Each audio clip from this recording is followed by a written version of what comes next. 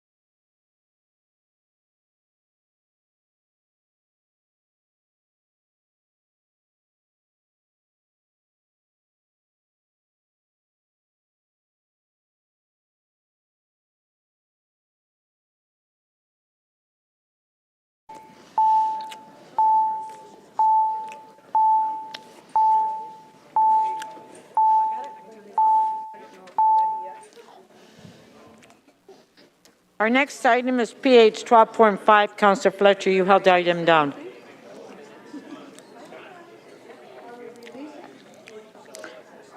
Transit community status.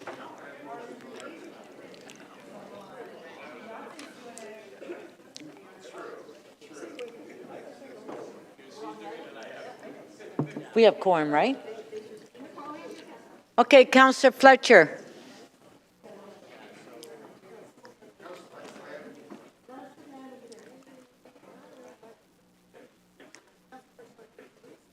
Councillor Perks? Yeah. Oh, okay, go ahead. No, Councillor Fletcher just said that she's happy to let it go. I have a couple of motions I need to move. Okay. Oh, Oh, you want questions? Okay, Oh, sorry. so Councillor Perks, which release do you have? It's fine, with 12.5. Okay, Councillor. Yes. Okay. Okay, that's fine. Okay, so Councillor Fletcher, questions?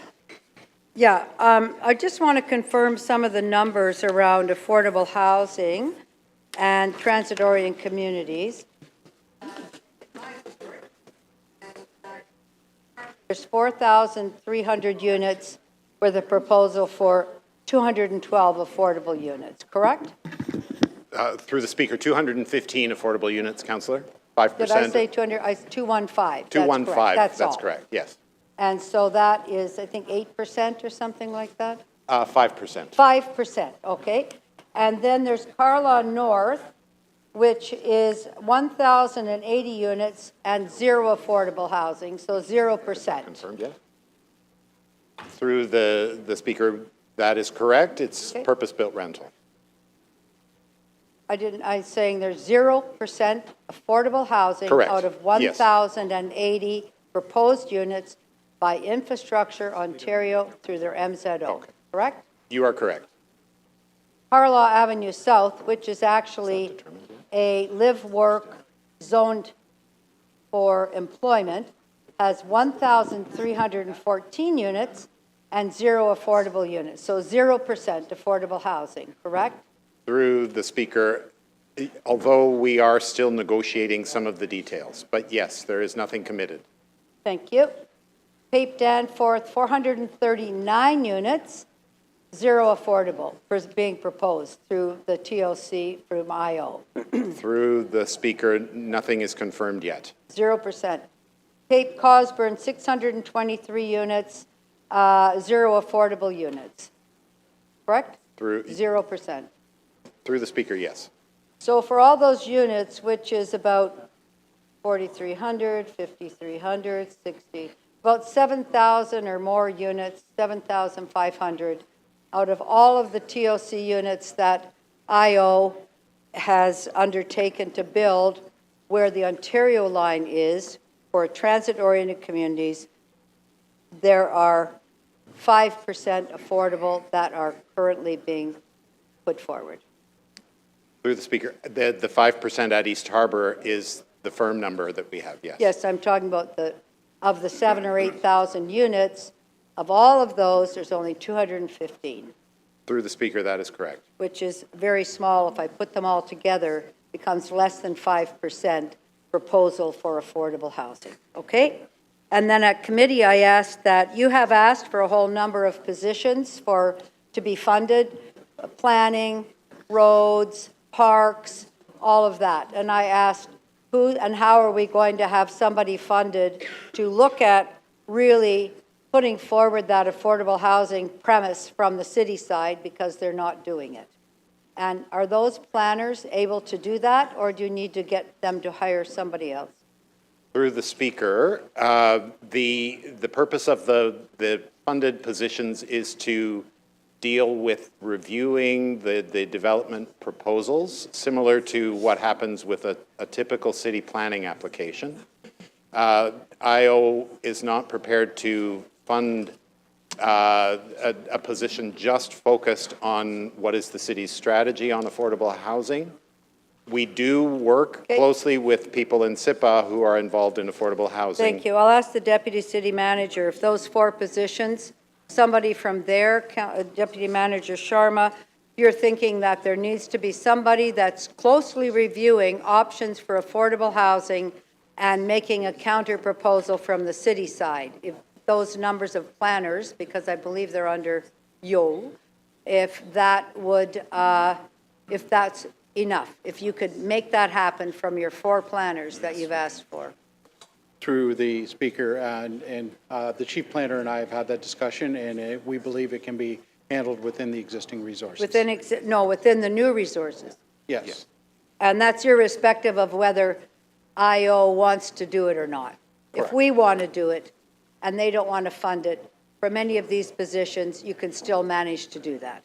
Correct. Is that what you're telling me? Through the speaker, that's correct. All right, thank you.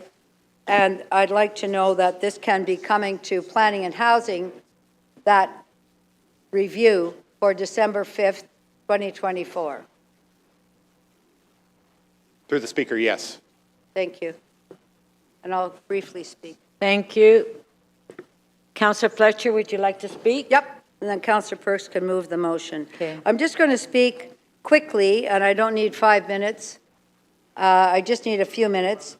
7,898 units for the transit-oriented communities in my ward only, for that we are now going to build housing to go with transit.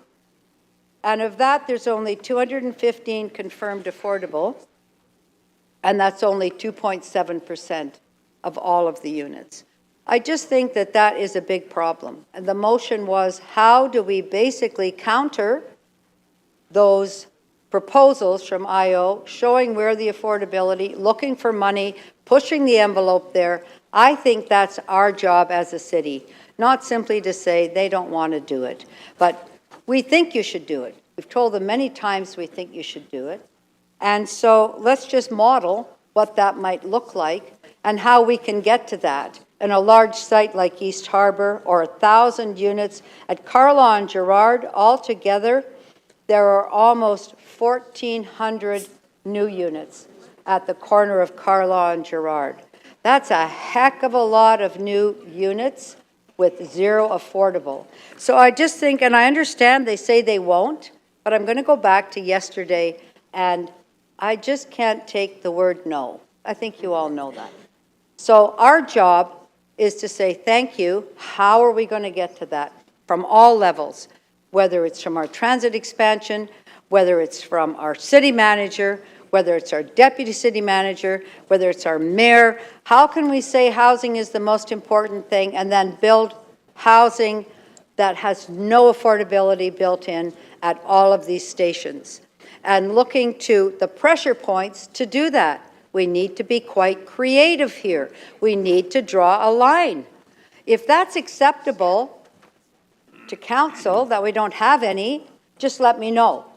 If that's acceptable to staff, that we take that answer from IO and Metrolinx, that we don't need that, please let me know, because I don't need to push anymore. But if it's something that we all think is important, let's just keep going. We will never get there unless we push, unless everybody pushes.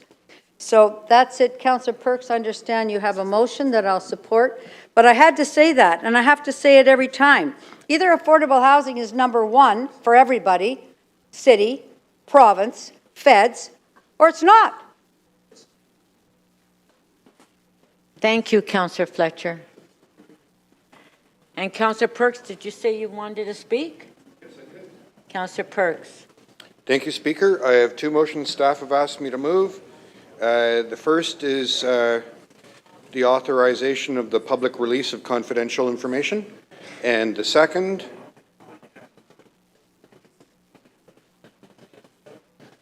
motion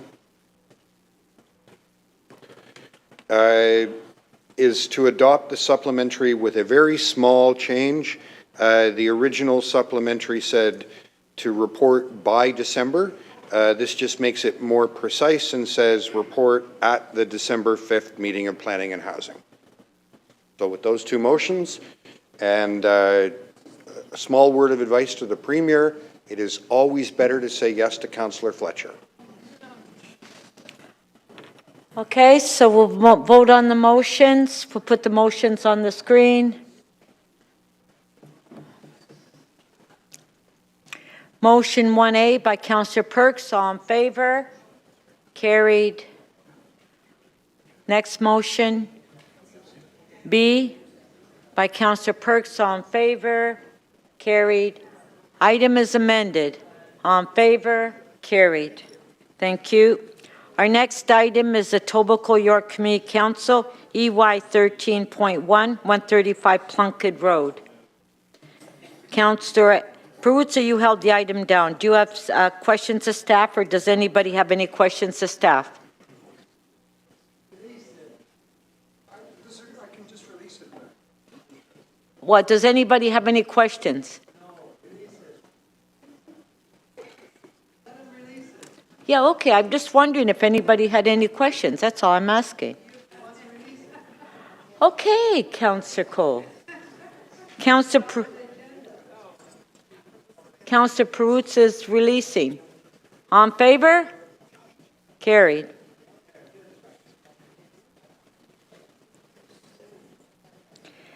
T 13.6, Councillor Fletcher, 1095, 1111 Danforth.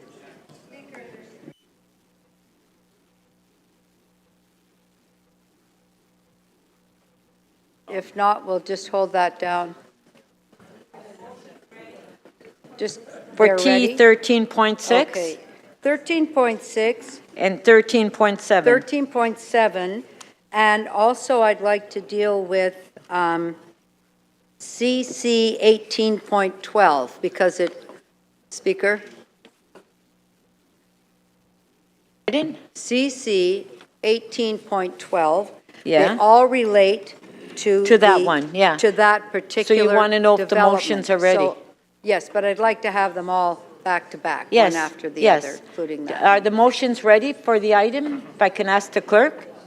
They're not they're not ready, ready. so let's hold those three so I can do, or I can quick release. Sure, that's good. That's good.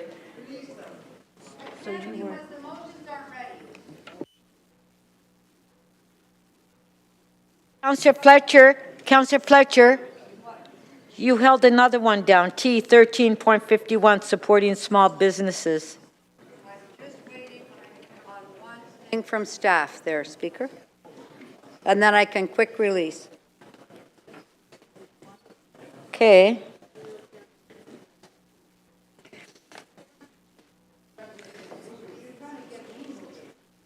Okay, because that's it, and then we're going to memory. So.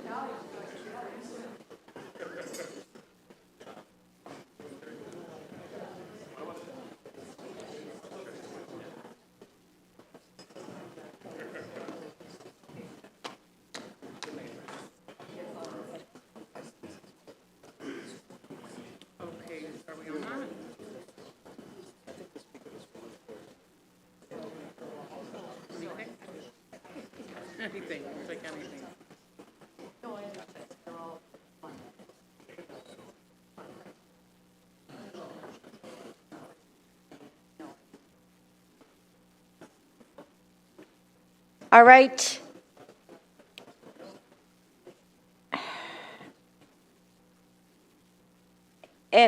Okay, is everybody ready here?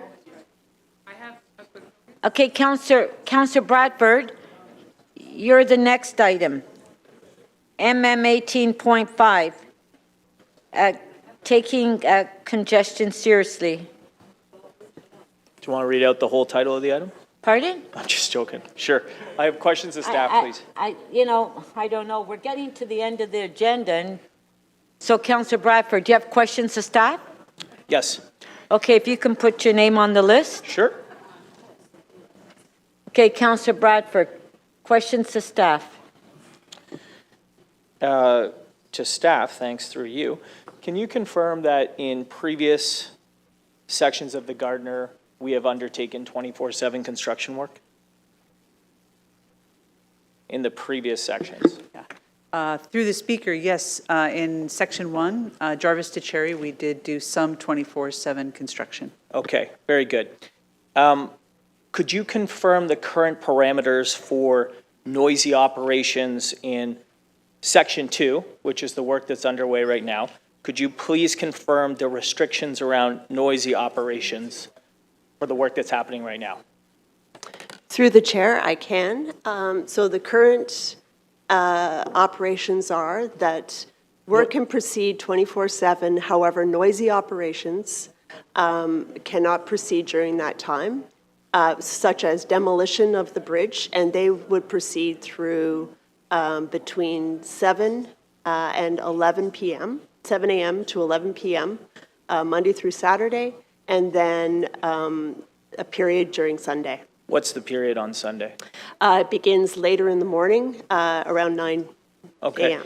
And so just to confirm, noisy operations right now are restricted from 7 a.m. to 11 p.m., Monday to Saturday, and then a 9 a.m. start on Sunday. Yes, they can occur during that period. So not 24/7 for that type of work. Correct. And Understood. yeah. We've heard about an industry expert table. That sounds like a great idea. I'm not sure exactly what it's called. I see there's been a motion advance circulated on that. I think that's great. Could you tell me and council how many of these industry expert table meetings have taken place to date? We have not had, through the chair, we have not had any industry expert meetings yet. Okay. And I understand that you're going to be able to report back to council, report back to committee on plans to accelerate the Gardner construction. That is going to appear in the construction management congestion relief. What is that report that this is going to appear in? Through the chair, we're coming back on July 3rd Infrastructure Committee with another further update to the congestion management plan, and we will put the parts that are relevant within that plan. So to be clear, that wasn't originally going to be on that July 3rd report. You are now in a position where you will be able to add it to that, and we'll get an update then because of the discussions that we're having today. Yes, we'll get an update then. Okay. Thanks very much. That's all my questions. Thank you.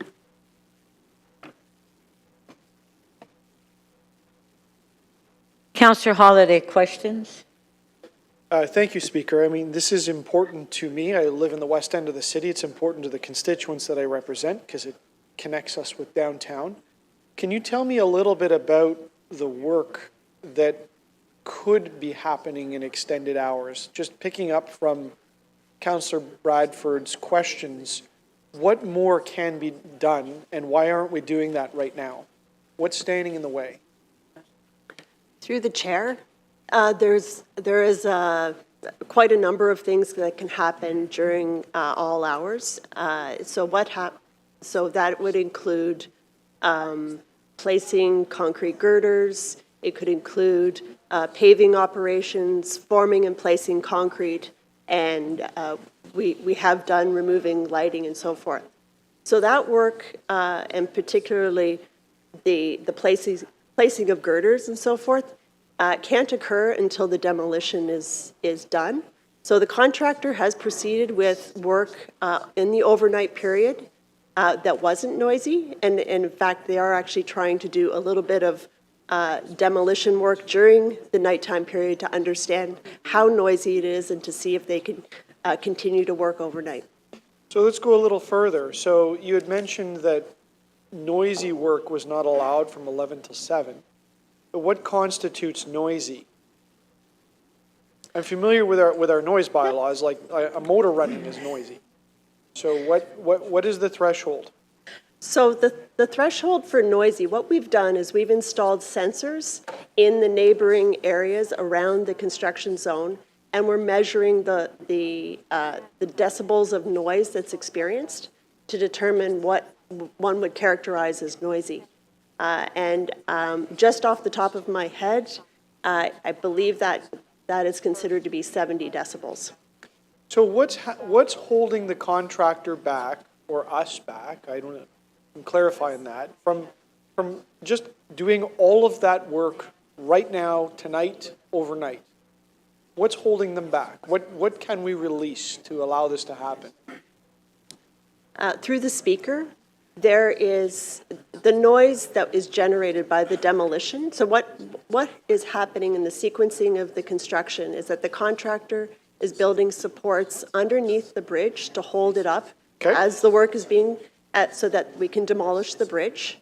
And then they proceed to demolish the bridge deck that's available to them. Right. And then cart that away. So there are things that are happening overnight to clean up the work zone and be ready for the next day. They are doing that.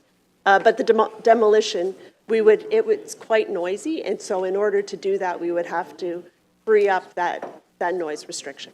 So what's the noise restriction, though? Is it a bylaw? Is it a policy? Is it a decision? What's holding it back?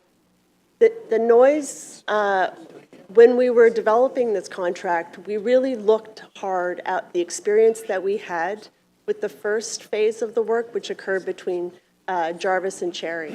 And there were significant noise issues and concerns in that the work that was taking place was causing tremendous community disruption. So with respect to that and due regard for that, we put this in the contract. Yes. Have we pushed the envelope at all to test this? Because the congestion is another issue and it may be a balancing of two very difficult problems, but how do we know if we didn't try? So it sounds like there's no bylaw. This is a contract requirement. You've got noise monitors, but no one's pushed the envelope. Through the chair, what we did, which was different from the experience between Cherry and Jarvis, is we've installed the sensors to measure the noise that's happening. And that's going to allow us to push that envelope. The contractor is currently working with some noisy activities to understand how far he can push in order to go faster. So can it be pushed further to accelerate faster? Because it just sounds like they're just starting to push the envelope a little bit. So we have just entered into the phase of the demolition of the bridge. And so in doing so, the contractor has learned a tremendous amount about the bridge and how the work can proceed. And so they are doing that noisy testing, even as late as 2 a.m. And they're also working on how they could accelerate the work with what they've learned from actually opening up and seeing how that bridge is actually built from when it was originally constructed. Thank you. That was it. Thank you.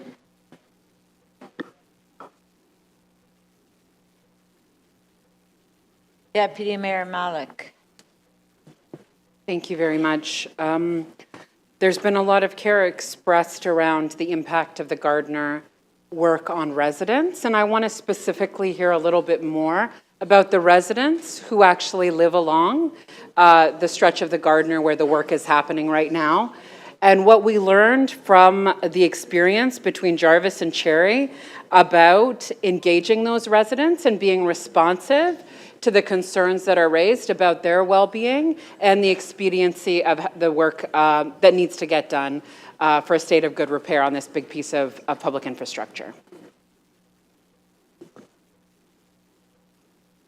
So through the chair, in terms of the outreach to the public and the outreach to the residents that live there, we have been providing updates to them and advising them of the progress of the work and letting them know what the provisions are that are included in the contract in order to make sure that they understand that it's important that we get this infrastructure built, but that we also are mindful of the impacts to them and over a long duration of time. So we are, connecting with the BIAs, we're connecting with all of the other groups in the area and providing them updates as work progresses and responding to those inquiries that we receive. And that's in response and applying the lessons that have been learned from previous Gardner repairs and rehabilitation experiences? Yeah.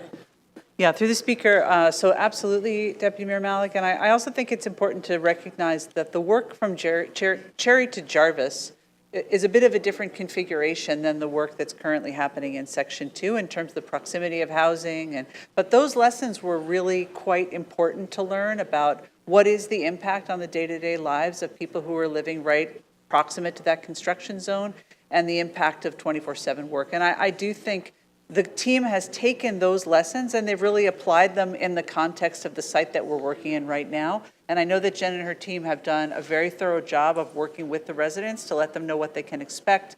And this is a bit of an iterative process, right, where we're learning, the contractor's learning as we go, we are learning as we go, and our goal is to be responsive and come back with as many solutions as we can find to try to accelerate the work and minimize the impact. And I just want to confirm, and I'm sure that what you're hearing as well as I have been hearing, whether you are a resident along that stretch where the work is happening or someone who uses the Gardner or as visitors who use the Gardner, everyone is interested in the acceleration of this work. and for it not to take a moment longer than it needs to. Is that correct?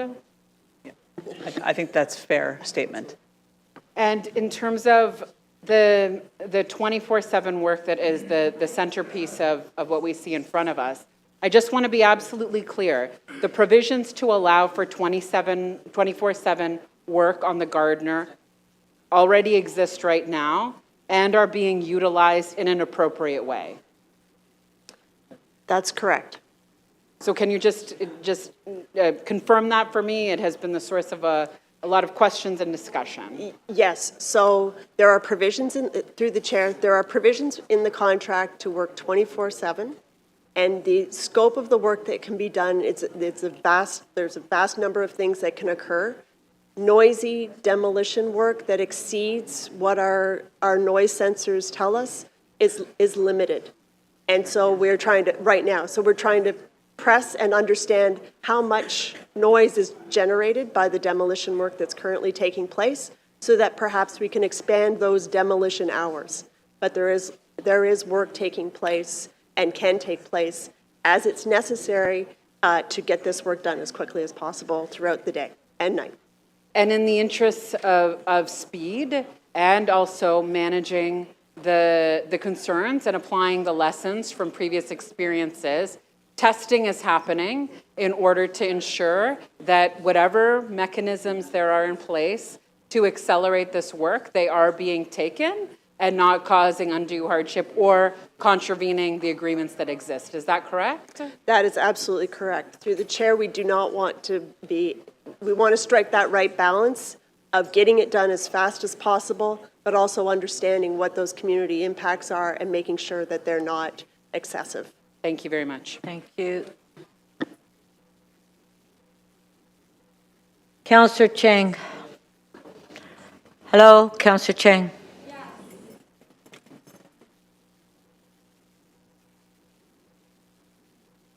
Open my notes.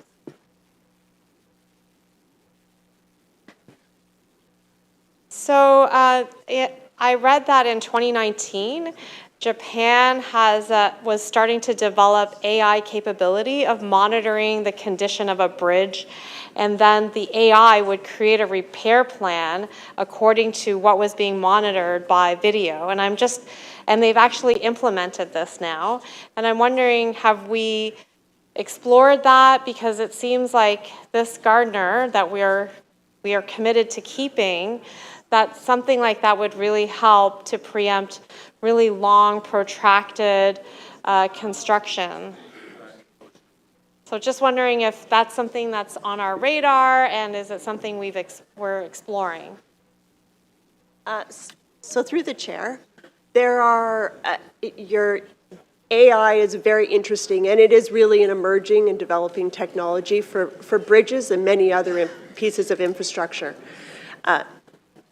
We currently have on the Gardner right now sensors that will tell us about the minute deflections and things that may occur while we're doing the work. So that's an early step in what you're describing in terms of artificial intelligence. So, and as well, across various provinces and in North America, people are exploring the use of sensor technology to monitor bridge condition, and as you say, to provide predictive maintenance options for consideration, so that a bridge doesn't get into an advanced state of deterioration and can be repaired at a much lower cost and much easier and less impact to traffic. Mm-hmm. So it's interesting to me that Japan has started working on this. In 2019, they were developing this, and now it's ready. So just like we are monitoring Paris for sound photo radar in their technology, is it possible that this kind of video monitoring could advance our work with the Gardner faster and in a long-term kind of maintenance? I know the province is going to take over, but building that capacity in not just Gardner, but any of our bridges across the city. So through the chair, the work that we're currently doing, because we're doing full replacement of the superstructure, I would call it, the bridge deck and so forth. AI at this point isn't needed to help support that work. However, we will be using smart technology to build the structure back. So we will have smart graders and smart pavers all helping to build faster. Thinking about how we embed future technology into structures for monitoring, that's part of an asset management system, and I think something that can certainly be looked at in a broader sense as part of an asset management framework. And how much of this construction is going to be prefabricated and then brought on site for installation? Through the chair, a considerable amount of the new bridge structure is prefabricated. In fact, there are 700 box beams that are being built and fabricated as we speak to the north of Toronto that will be brought in and placed on the structure. And again, built in conditions that are, measurable and in order to drive good quality. So sometimes when I'm bored, I go on social media and I look up like infrastructure fixing in Asia, Japan, China, and they're able to replace a bridge in a very short period of time. No, but there's technology there, like the type of technology that's being implemented. Councillor Chen, can And you I ask questions guess my that's on the question is, motion, please? What kind of technology could help us expedite this? Is it possible that in the multi-years that this project is planned for, that there's new technology that we could import that could expedite this for us? Through the chair, the exploration of technology to maintain condition is a great, it's happening every day, and it's something that we keep an eye on. There are also, in terms of rapid bridge replacements, it is done across Ontario as well in terms of dropping bridges very quickly overnight and then replacing them by wheeling in bridges that have been built off-site. That occurs. Unfortunately, with the Gardiner, given the type of bridge that it is that type of technology isn't feasible here, but the precast elements, the way that we're building is all predicated on acceleration as much as possible. Thank you. Let's start asking questions on the member's motion that we have before us. Right? We're talking traffic congestion. We're not talking about how we're going to build this bridge. Councillor Crisanti. Thank you, Speaker. And yes, we are talking about traffic congestion. And yes, that's what's before us, traffic congestion, and not how we can build this. Right, and how quickly we could expedite the building of the bridge, too, so we can alleviate traffic congestion. But I just got two questions, Speaker. So this is a good motion. I think it's definitely supportable. So the motion speaks to reporting back on the fourth quarter. Given the urgency of the 24/7 concept, I'm wondering why do we need to wait till the fourth quarter? Is it not possible to expedite the choices we need to make and the decision to speak to the contractor and whatever studies we have to do and just figure that out sooner and begin the 24/7 much sooner? Because if we're waiting for a report at the end of the year and we do implement, it's not going to be till next year. We've lost another 6+ months.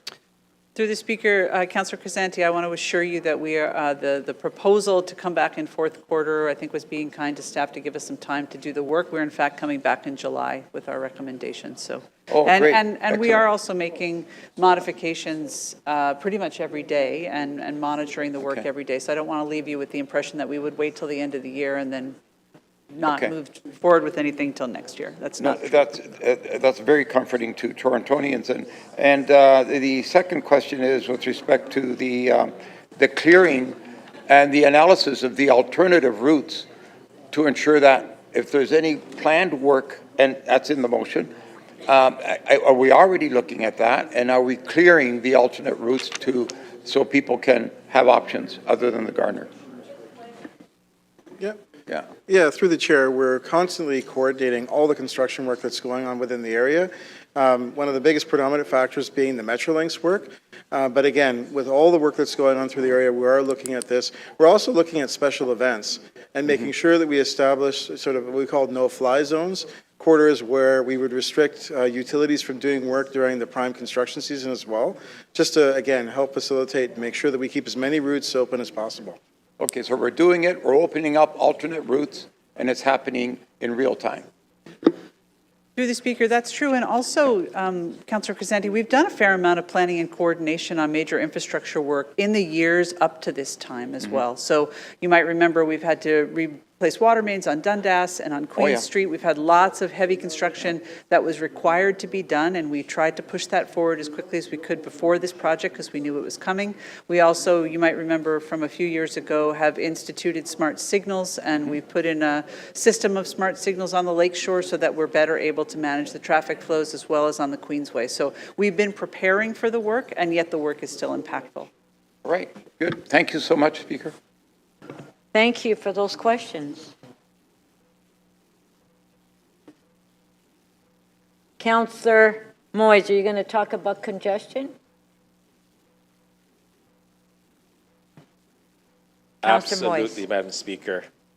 So the topic here is congestion, and a lot of people are focusing on the cars. And Councillor Chang touched on it, but that didn't go far enough. I mean, I've been to Asia and I've used public transit there. So we know that the GO Transit line goes along Lakeshore. Have we spoken to Metrolinx perhaps to put more trains on the line so people can get out of their cars and go into using public transit? Also, too, TTC is back up to 97% pre-pandemic levels.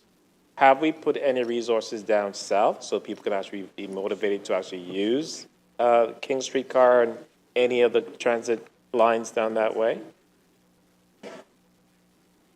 Have we thought of maybe having an incentive to get people out of their cars, some sort of education blitz to get people using public transit? Or perhaps incentives? I mean, I can start, Councillor Moyes. You get my gist, right? I get your. It's all about cars. Maybe this is an opportunity to get people out of their cars and actually into using transit. And I would suggest that one of the side benefits, and certainly trying to make transit function as quickly as possible, and the King Street, all the work that we've done on King Street to ensure that we could get back to a reliable service timelines on King Street for people traveling, incentivizes people to take transit when they know transit is going to be fast, frequent, and reliable. I don't know if Metrolinx has in fact put on extra train service, but I know that they certainly are aware of the impacts, and I don't know if they put on extra train service. But again, perhaps as a city, we should have an ask to them to put more resources in the area so that people get out of their cars. And I appreciate that 100%. I think that I will circle back with Derek Toigo because we have a lot of tables that we work with Metrolinx on, and we can get back to you to help you understand what, if anything, we've done to push on that agenda with them. And have you considered speaking to TTC perhaps to have maybe special discounts for people to get out of their cars? To, just again, to alleviate the pressures during that time period. The other partner the focus cannot be just on cars. I mean, like, again, people will use our arteries to get around the city, and it's a mess. I'm using soft language here. Yeah, we've been also having conversations. We'll start again to have conversations with our partners in energy and climate because we do have our Smart Commute program that we can help to get messaging out to people as well. Okay.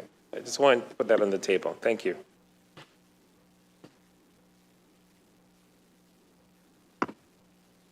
Councillor Burnside. Thank you. Through you, Madam Speaker. Is the noise impact of construction the same to residents facing the Gardiner as those who would be facing away from the Gardiner, so on the other side of the buildings?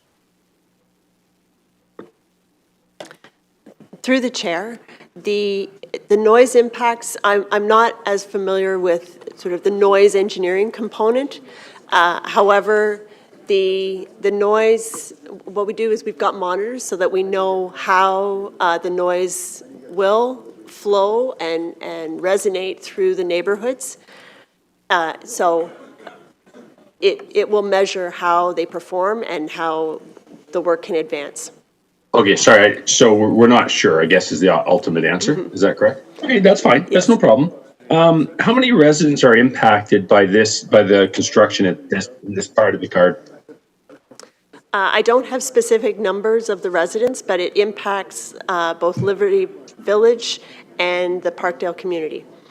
Okay, how many people use the Gardner on a daily basis? Do you have those numbers? 300,000? 130,000. About approximately 130,000 utilize the Gardner every day. Okay. How old is the Gardner? It's the Gardner is 60 years old.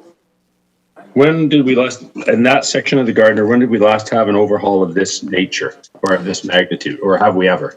Through the chair, we have never had an overhaul of this nature, of this magnitude. We have done repair work, making repairs to the bridge deck and also repaving and so forth, and making repairs to the median barrier.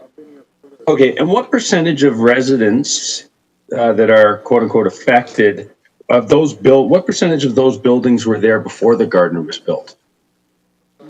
Through the chair, I'm not familiar with that. There's yeah. Is it safe to say almost none? Well, through the chair, no, I would say, Councillor Burnside, that the Parkdale community was constructed largely before 60 years ago. Liberty Village is certainly more modern, so the bulk of the high rises and such have probably constructed pre-60 years ago. Yeah, I'm basically talking east of Dufferin. Correct, right? Okay. East of Dufferin. Oh. Yeah. Right. And then my last question, and thank you for that, is how much extra time is the average trip taking as a result of the construction? Yeah, through the chair, it really does vary significantly depending on what time you leave, what time you're going through. We've seen all kinds of different scenarios from anywhere from 10 minutes to significantly more. It really depends on the time of day and what time you're approaching the area. So we don't have any sort of hard data on that, Roger? It is very, very random, and there's no consistency with respect to it. Okay, so through the speaker, then let me ask it this way. So we know that it's as little as 10. Do we know sort of a maximum? Could it take an hour extra or 45 minutes extra on a daily basis for some people? Yeah, no. Through the chair, I think the maximum we've seen is probably around 45 minutes, but again, it's very, very random and fluctuating, depending on what time you approach the area. Yeah, well, I was approaching on Sunday afternoon. It was at least 45 minutes, but okay, thank you for that. Appreciate it. Thank you. Councillor Cole, questions? Yes, if we proceed with this magical 24/7 Asian-style 24-hour construction, what's the cost going to be? Through the chair, we have not explored what acceleration of the Gardner would look like, either the strategy that would be used or the cost associated with that. We're doing that work now. The contractor is now understanding how the work's proceeding. He is looking at, or they are looking at how that work could be done faster. And again, there will be likely associated costs with that. We're also engaging industry experts from across North America to find out what their ideas might be. And of course, once those ideas are surfaced, we would look at what that might cost as well. When you work in the dark, what happens to safety, workplace safety, and productivity? Do we know any general rules there? Through the chair, very good point in terms of the at night and through the dark, safety is of greater concern because obviously people are tired, there's less light, and so certain operations are very difficult to perform and very complex to perform overnight. Do we, like, I see them working in the dark on the 401. I think they've been working in the dark on the Eglinton Metro links for 13 years, but what happens when they work in the dark? Have we have an experience where city has contractors working in the middle of the night? So we, through the chair, so we do have experience with contractors working overnight. In fact, the contractor working on the Gardner has performed work overnight. You referenced the work that's done on the 401 overnight. Typically, those are operations where they're continuous operations of milling the pavement surface and repaving it, or doing operations that are a continuous flow of materials and so forth. That work will actually occur likely throughout the entire day and night when we're doing the Gardner. So there will be some of that. There will be. But generally speaking, why don't we work at night on most of our construction projects? Or why don't we see, like, all these condos going up all over the city? I never see any of them working at 3 in the morning. Yeah, through the chair, there's a multitude of reasons for construction to not occur 24/7. Typically, it's because there's resourcing, having the staff available to do that work. It's also the supply of materials and making sure that the material suppliers are working overnight to supply. And it's also, again, you referenced safety and making sure that you have time for things like concrete to cure and for things to set before you move on to the next stage of construction. Would workers who work in the middle of the night, would they get double time, time and a half? What's the usual industry practice? Through the chair, that would depend on the labor agreements that the contractor would have entered into with their staff. So they would vary. I would imagine that there is extra pay for working in that nighttime shift. Typically, there would be that. And what if is there a premium if you work on Saturdays, Sundays? Do they get the same as if they work on Wednesday? What's the general industry practice? Yeah, through the chair, I don't have specific knowledge of what our current contractors are doing, but generally speaking, it's not so much based on the days of the week as the number of hours that they work each week. So when they exceed 40, 50 hours, then there may be overtime pay earned.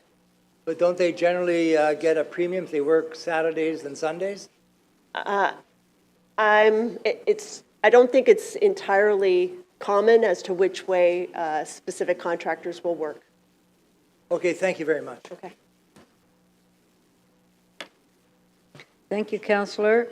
Next up, Speaker Nunziata. Yes, thank you, and I'm going to ask a congestion question.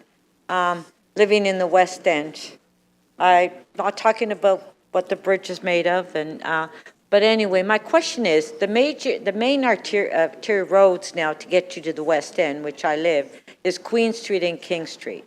So all the traffic is going down Dundas to get to the West End and taking Queen Street.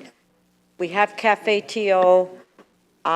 There's some construction going on. So have we looked at the major intersections on putting turn signals or in, because for example, at Dundas and Bathurst, they have one lane of traffic closed.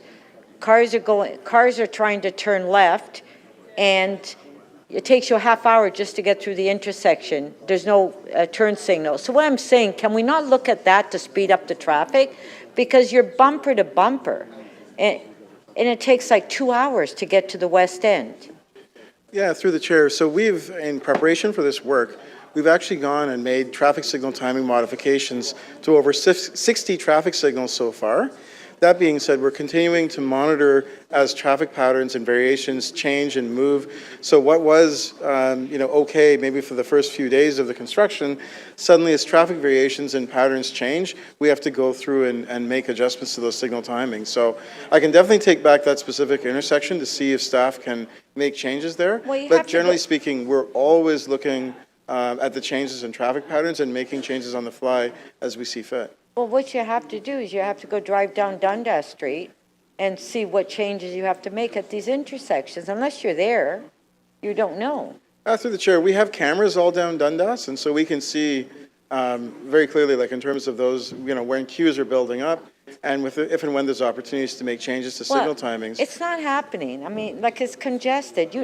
I want you to drive from City Hall down Dundas to Jane and tell me how long it takes you and what happens to the signals. Yeah. Like, you personally, I want you to drive, not cameras, drive. We don't want more driving. Okay? And I want you to feel it. I want you to feel the congestion. No, through the chair. Sorry, Councillor Cole, thank you. Speaker has the floor. Can I? Sorry. No, seriously, we have to take this, we have to take this, we're asking questions, Councillor Booth, so we're not speaking. Okay. Through the Deputy Speaker to Councillor Nunziata, I just want to say we're taking this very seriously. I will also offer the Dundas Street, the corridor, is impacted by rerouted transit service from the Adelaide project, correct? So there are compounding issues that are going to get better in the next couple of months.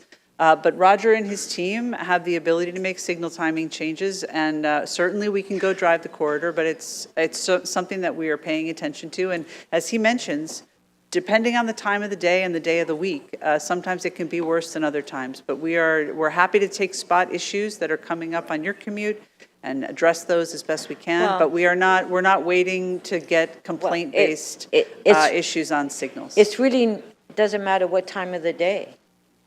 It's just congested. So I would ask that you do that, because that's the only way you can get to the West End. I don't know, but the East End probably too, the same.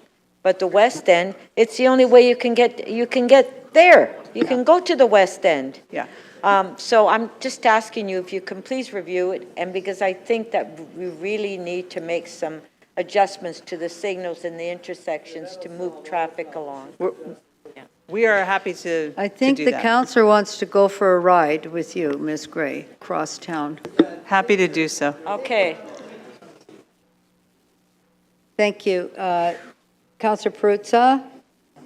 Yeah, I just, this is always easy to say. I just want to understand, how does one do this? How do you speed up this kind of work, in your view?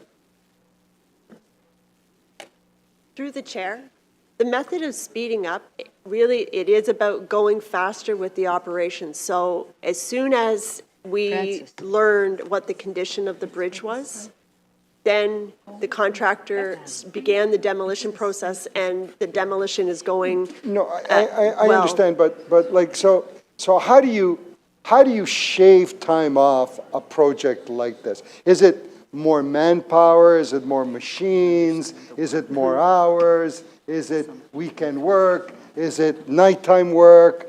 How do you do that? Through the chair, I think it's a combination of everything that you've just described.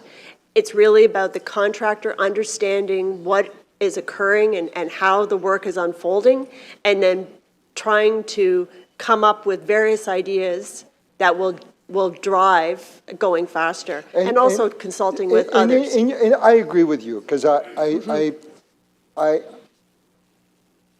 think I understand it a little bit. So how would one craft a plan to speed up construction work? Like a real plan? So through the chair, the contractor is going to be working on the plan for how to speed up construction. They, as part of giving them this design-build contract, and it was done very specifically that way so that they could have a detailed knowledge of how the work was designed and then how it could unfold. They are going to come up with that plan.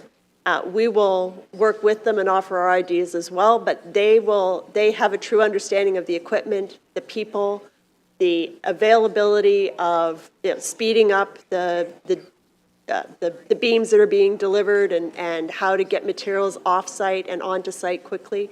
They will be looking at all of those things in order to try to drive time out of the contract. And good. And you would agree with me that on a project of this size, you draft your your best plans, right? And then your plans suddenly go awry, right? Because there's just simply too many sort of components that could sort of fall off the rails. Would you agree to that? Yeah. Right. So you could buy into plans that become very costly, right? And then the plans go off the rails, and you don't end up doing what you set out to do, correct? Through the chair, that's a very good point. And in terms of things change, we learn what works, we learn what might not be working well. And so, again, when we're looking at what a potential acceleration plan is, we will take into consideration that we want a plan that shows good promise and not just that it's viable and that it works. And that's where bringing in, being involved ourselves, bringing in others to consult with in terms of industry expertise across North America is important, because they can support us in validating how that work would unfold. And so, right, and just explain something else to me very briefly. Can these contractors buy into, a full supply of a specific steel? Case in point, okay? So can these guys on a contract this size and given the amount of steel that would be required here, would they be able to go out and say to somebody, look, I'm going to contract for, just pick a number, or I'm going to pick 100,000 tons of steel, because that's what I'll need to do this job, and can you guarantee to supply that in the 2-year frame? Like, how often does that happen?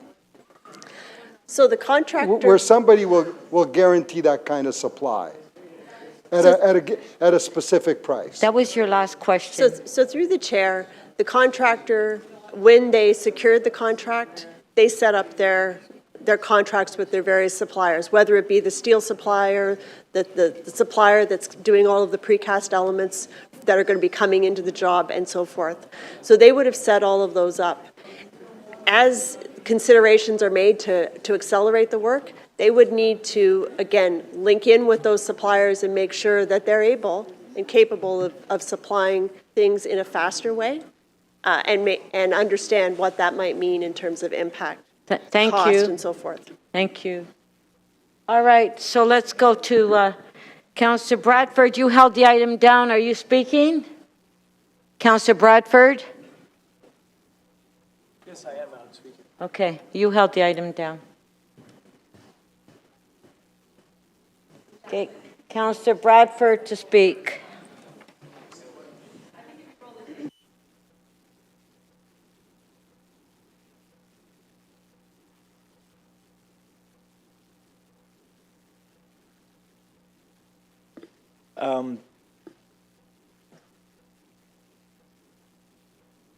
Okay, we're going. Thanks very much, Madam Speaker. Or Madam Mayor. Or just go? Okay.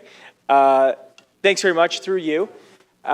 This has been a really enlightening conversation about an issue that I think is very important to a lot of Torontonians. The number that we heard tonight, 130,000 trips a day on the Gardiner. I've actually heard numbers well in excess of that, over 200,000.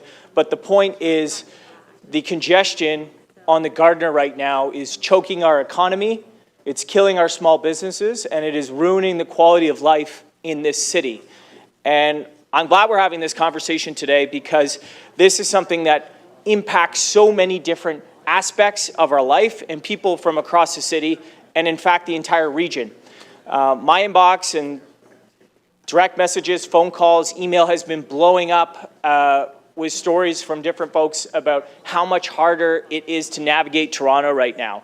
It is exacerbated by all of the other major construction projects that we have going on in different parts of the city. And I want to give credit to the local councillor who has been seized with this issue and doing everything that she can to provide some relief. But for a long time, this stuff hasn't been coordinated. And that is why I think we are at a particular flashpoint right now with the Gardiner. People are exceptionally hot under the collar, and that's because there's no other option. Combine that with the fact that the 401, perpetual parking lot, always in gridlock, Don Valley Parkway, all of these things, the construction that's going on north of the city, we just haven't provided people with an outlet or a way to get around. And so when we try to explain to people, when we try and suggest that this project is going to be 3 years plus to completion, I think given the context of all the other challenges, it is unacceptable to ask Torontonians to wait that amount of time to get back into work, to get to the job site, and to get home to their families. I got a text message the other day from a mom who had just finished mat leave and had started to go back to work. And for all the folks that have done a mat leave or a pat leave, that is a really delicate time as a new parent when you leave your child for the first time and you return to work.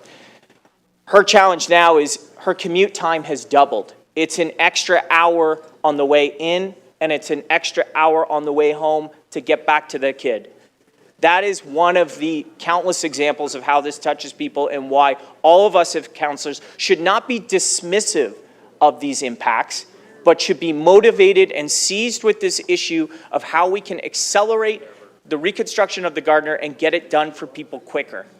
These are the basic sort of city services that folks are expecting from us, and it is a very complicated project. And I appreciated the commentary and the answers and the thoughtful replies from our staff team tonight. They are on it. They want to see us do better. But there is a role for this council and this administration to exercise some leadership, provide that direction. And I'll be honest, it shouldn't have taken 7 weeks of a horror show to have this conversation.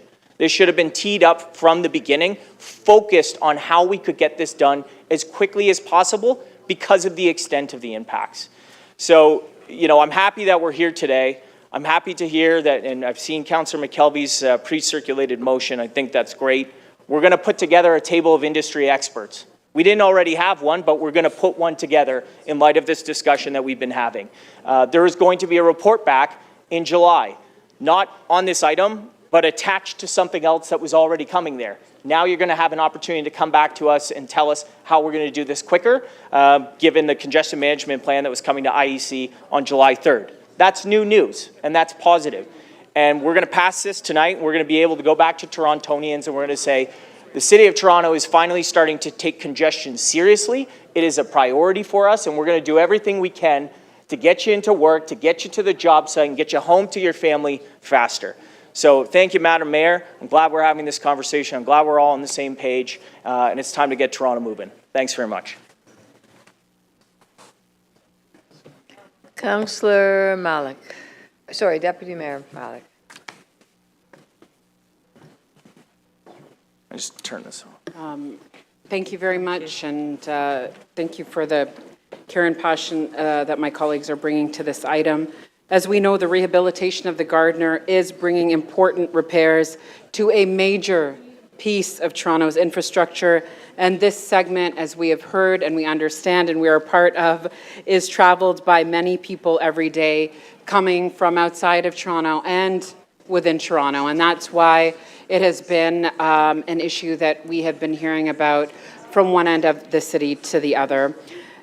The Gardiner corridor, and I want to remind us and I want to underscore this as well, is also home to tens of thousands of residents who live right next to this active construction area, residents who are on the ground and feel the impacts of the traffic that are shared right across the city and that are uniquely experienced by them.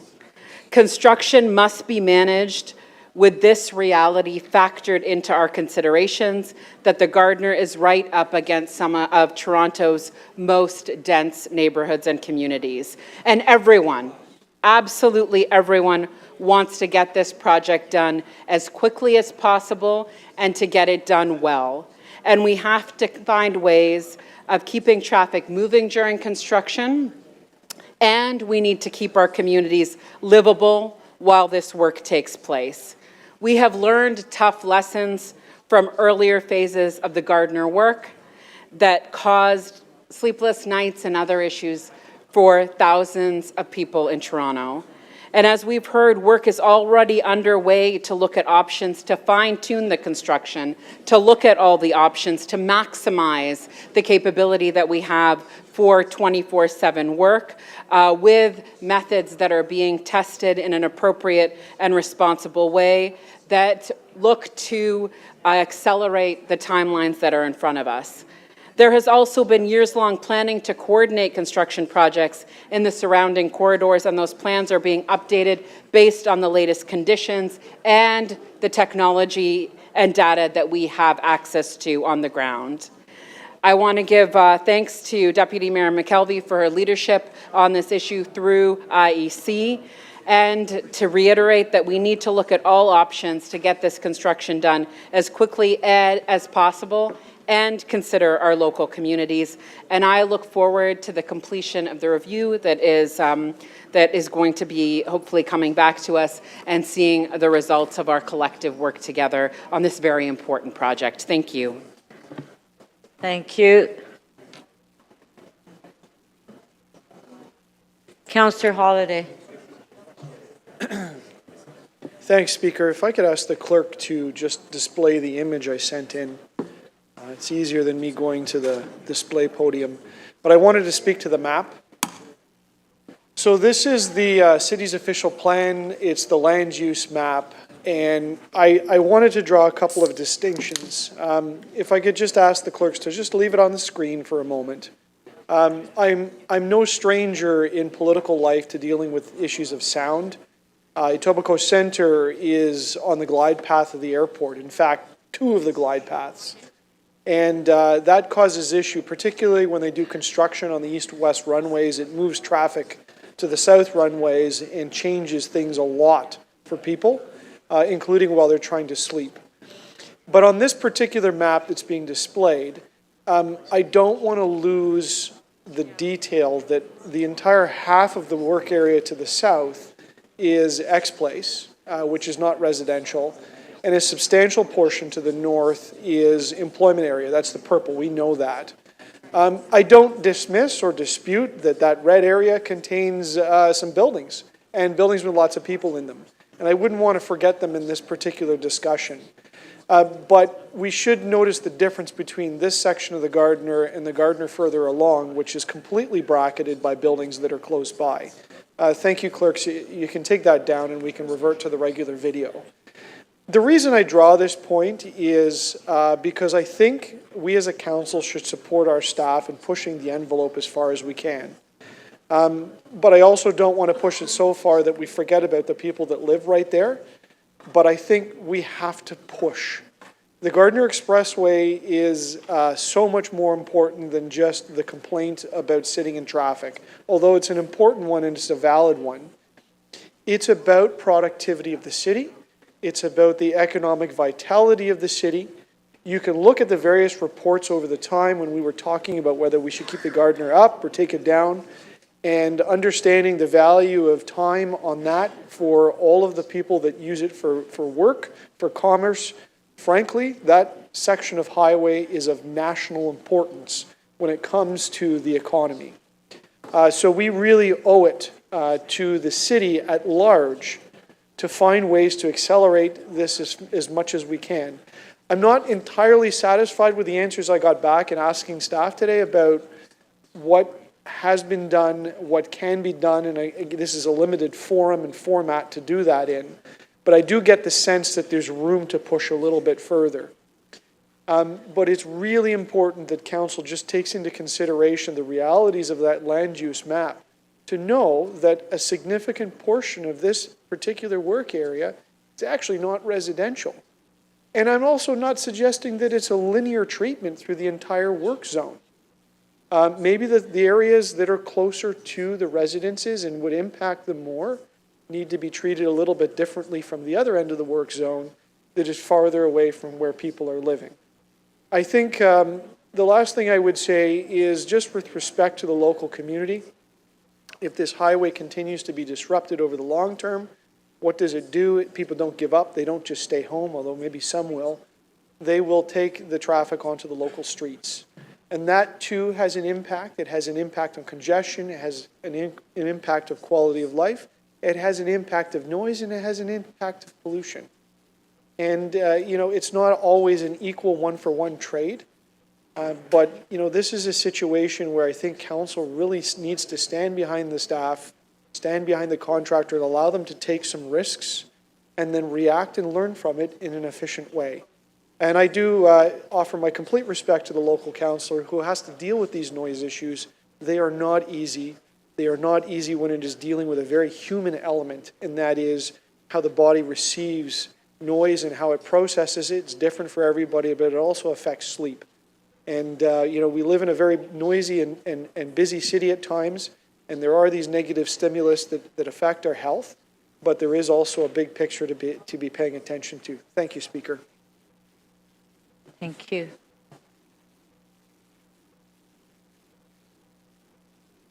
Councillor Perruzza.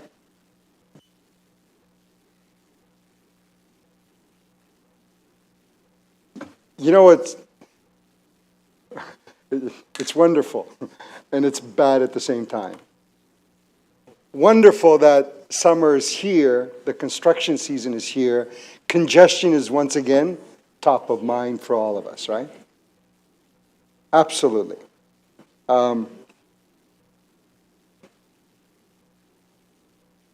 This is a pet peeve of mine, right? The whole construction thing. I use the gardener to come in to the city and to go home at night. 401, 427, Gardner, City Hall, Gardner, 427, 401, home, right? Or my constituency office, or my ward. It's my route. So this morning I punched in, what's the best way for me to get to City Hall today? And lo and behold, it hasn't said that for a while, but it said the Gardner. 1 hour and 2 minutes was the fastest way here. Took it. It's always been an hour and 10 minutes, an hour and 5, an hour and 15, even before the construction work. Now it's 120, 125, and the GPS takes me another way. It's added 10, 15 minutes to what would otherwise be the commute down here. Right? No question it's a problem. And we need to find a way to deliver these projects in a way that is not necessarily faster, because that doesn't do it, but less disruptive. That's what we need to do. And the way we get to less disruptive is we need to talk to the experts in the field and figure out what those options are for less disruptive. And it's not necessarily faster.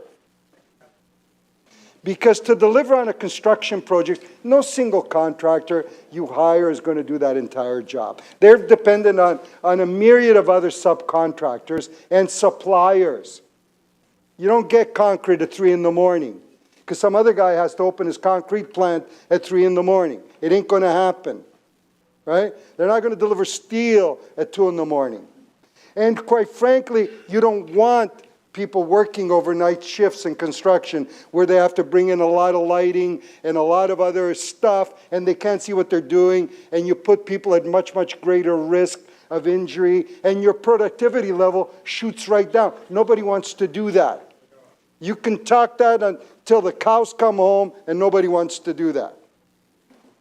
And you wouldn't necessarily push them to do that. You can't buy materials 4 or 5 years into the future at any given price and expect supply, because then some idiot invades another country somewhere and your steel prices go up 3,000% and the supply chain dies and your project's delayed. The logistics of it are just, but I hear something that you can do, right? and I'll give you an example, a little pet peeve of mine on College Street. You redid College Street last year or the year before. North side, south sides, pinch the road, right? What should have happened there is you should have added a few months to the contract, but ensured that 3 lanes or 4 lanes were always open, all the time, so that they don't close it and move the same number of men and the same number of machines, do one side, do another, close the road. That's what you need to do. So what we need to think about doing is building into these contracts that disruptive element, where you need to say to contractors and these builders and so on, and say, how do you do this in the least disruptive way? You keep the majority of lanes open all the time. You don't close intersections. You don't park equipment on the street. You don't park construction trailers. You find alternate places to put your materials down. And yes, it may add a few weeks or a few months to the contract, but people get around that neighborhood faster. Thank better, you. Thank you. Safer. Thank you.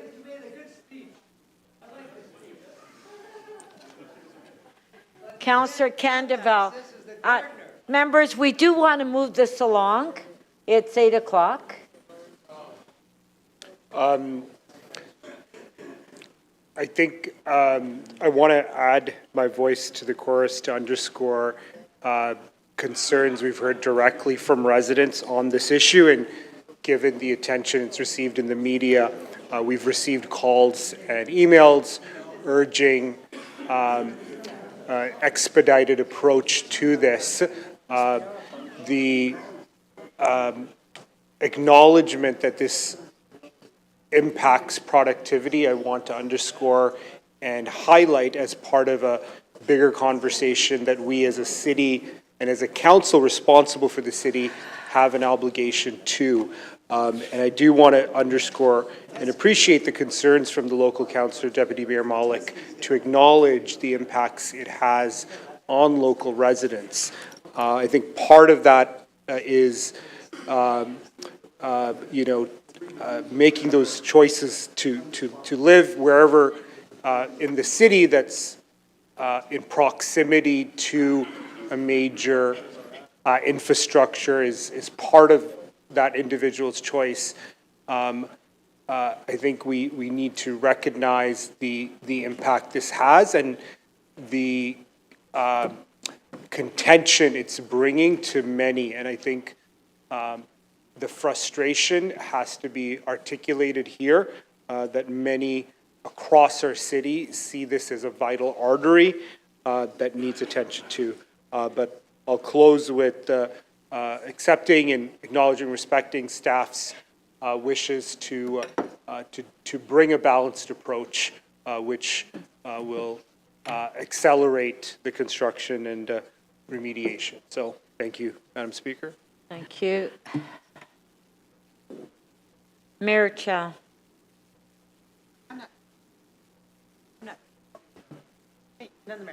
Oh, I thought you said you wanted to speak last. Okay. I was just going by your wishes. No, you said you were going to be last. It doesn't matter. Councillor McKelvey, you're on. Thank you. I have a motion. Okay. So there's amendments. So the first is to have the plan come back in July in association with the congestion management plan and the coordination, the construction coordination meeting. The next is an amendment to have consideration to minimize impacts to community, and that's working with Deputy Mayor Malik. In that report to say what prefabrication is already being used, because there is that, and I think it's important we add that and we all know. And the last is city staff has said that they are in the process of putting together a working group, and so to report back on that. I want to thank our city staff. I want to thank them for taking congestion seriously, and I also want to thank them for taking safety seriously. There are 2 items on my desk downstairs that when I see are a reminder about how important the work we do here at City Hall is. The first is a big boulder, which is a piece of the Gardiner Expressway. We know that it is crumbling. We know that it is 60 years old. We know that it needs repair, and this is a $300 million project to fix the Gardiner Expressway. The other is a giant piece of a water main that's over 100 years old and corroded. Again, very important work that's happening in the City of Toronto by Toronto Water. The work we have right now in the City of Toronto is unprecedented. We have $30 billion in transit that are underway. We have, in transit construction that is underway. We have 180 cranes in the sky building housing. We have a huge amount of capital projects that are happening by Toronto Water to ensure that our water supplies are safe. And of course, we have this Gardiner Expressway reconstruction. City staff are working hard on a congestion management plan. It comes to us several times a year now, just to show how important it is. We are always seeing it time and time again. We're going to see it in July. We're asking them to add a section on the Gardiner Expressway to that. They are also bringing forward a comprehensive capital coordination program. That meeting is coming to us in July. Again, they have agreed to add a section on the Gardiner Expressway into that. And you've heard today that projects around Adelaide are almost done, and some of the other projects. And so we are hopeful that there'll be some progress on parallel corridors soon. You also heard from city staff that they are testing noisier demolition equipment at night. And demolition is some of the loudest work that we do. If anybody's, I just did a renovation in my bathroom. The demolition was the loudest part. And everything after that gets considerably quieter. So we have to remember that there is going to be, as time goes on, considerably more opportunity for 27 construction, and they're already look at what more they can do on that now. I mentioned that city staff are already using some prefabrication technologies. That's not a surprise to us. We've seen the pictures of the giant U's, those bridges, coming in on other parts that have been reconstructed. So they're going to go back and they're going to say, what more can they do around that? I mentioned the construction coordination, the great work that is going to be coming out of the Deputy City Manager Johnson's office. And the mayor, I want to thank her for her leadership, bringing a member's motion today that passed that is reopening the Jameson ramp, and Councillor Perks has been very good. This will have some impacts on his community, and he is going to work very hard with city staff to minimize those. They're also looking at how they can bring traffic agents at these places along the Gardiner to speed things up. So what we really need is all hands on deck. We're showing that today. We're showing that we can be a united council to work on this, to try to minimize these impacts. And yes, it is going to be a very, very long 3 years. But it will be a safe 3 years because city staff will make sure that the construction workers that are out there are safe, that the residents that are driving through the area is safe, and ultimately that the finished Gardiner Expressway is safer than it is right now. Thank you. Thank you. We do have a question for you. Councillor Holliday, clarification of the motion. 3 minutes. Thank you, Speaker. To Councillor McKelvey, you've added the words "with consideration for minimizing impacts to the local community." I can't see how the two things can work together. They're opposites. The noise is the noise. And so if you're going to minimize the noise, it means you don't do the work. Well, the whole corridor might not be the same. There might be some where there's off-site receptors that are very close, and there might be some where those are very far. So it could be different based on different areas through there, and I think it's important that we consider the local community. So this is important because I put up the land use map on the screen. I mean, how far do you see the local community? A kilometer away? Like, the sound travels, especially through the night air, but it diminishes as you go further away. And so somebody 20 meters from the work site is a much different experience than 100 or 250 meters away or behind a building. So, you know, at what point is it no longer the local community where somebody might be complaining because they hear a tiny noise versus somebody that is right there where the work is being done and hears a lot and doesn't say anything? This is very, very important. So I have every confidence in our city staff to be able to make that determination. In addition, I'll say there is distance, but there's also timing. Throughout the year, different things change as well. There could be different uses that are coming in for a short amount of time. For example, we heard that we have a commitment to reopen for World Cup that we have to accommodate. So there could be other things like that where there might be maybe 1 month where you can't do 24/7, but the 11 other months are good. So I trust our city staff to be able to go back and do this analysis and report back to us. So why add these words? Because the words are very precise and very strong. that says minimize the impact to the local community. And minimize is very strong. Again, What's I think that it's necessity? about looking at not necessarily one size fits all, and where there are problems, can we fix that? That's why they're doing the overnight testing that's happening right now. But the direction is to minimize the impact to the local community. Do you not see or appreciate that this works against the overall spirit of the motion? I don't think so. I think you're looking at it holistically and realizing that there are many different considerations that are here, and you're just trying to make an appropriate balancing of those. Do you not think it's the complete opposite of what you just said? It just says to minimize impacts to the local community. It's not looking at things holistically. I disagree with you fundamentally, and we could go round and round on the same argument That's over and exactly over. what I'm doing. Okay, Councillor Holiday, that was your last question. Thank you. I'm at 1:30. No, because I forgot to put your timer on. Well, I forgot to look. Wow.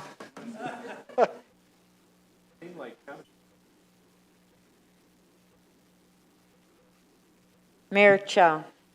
Thank you.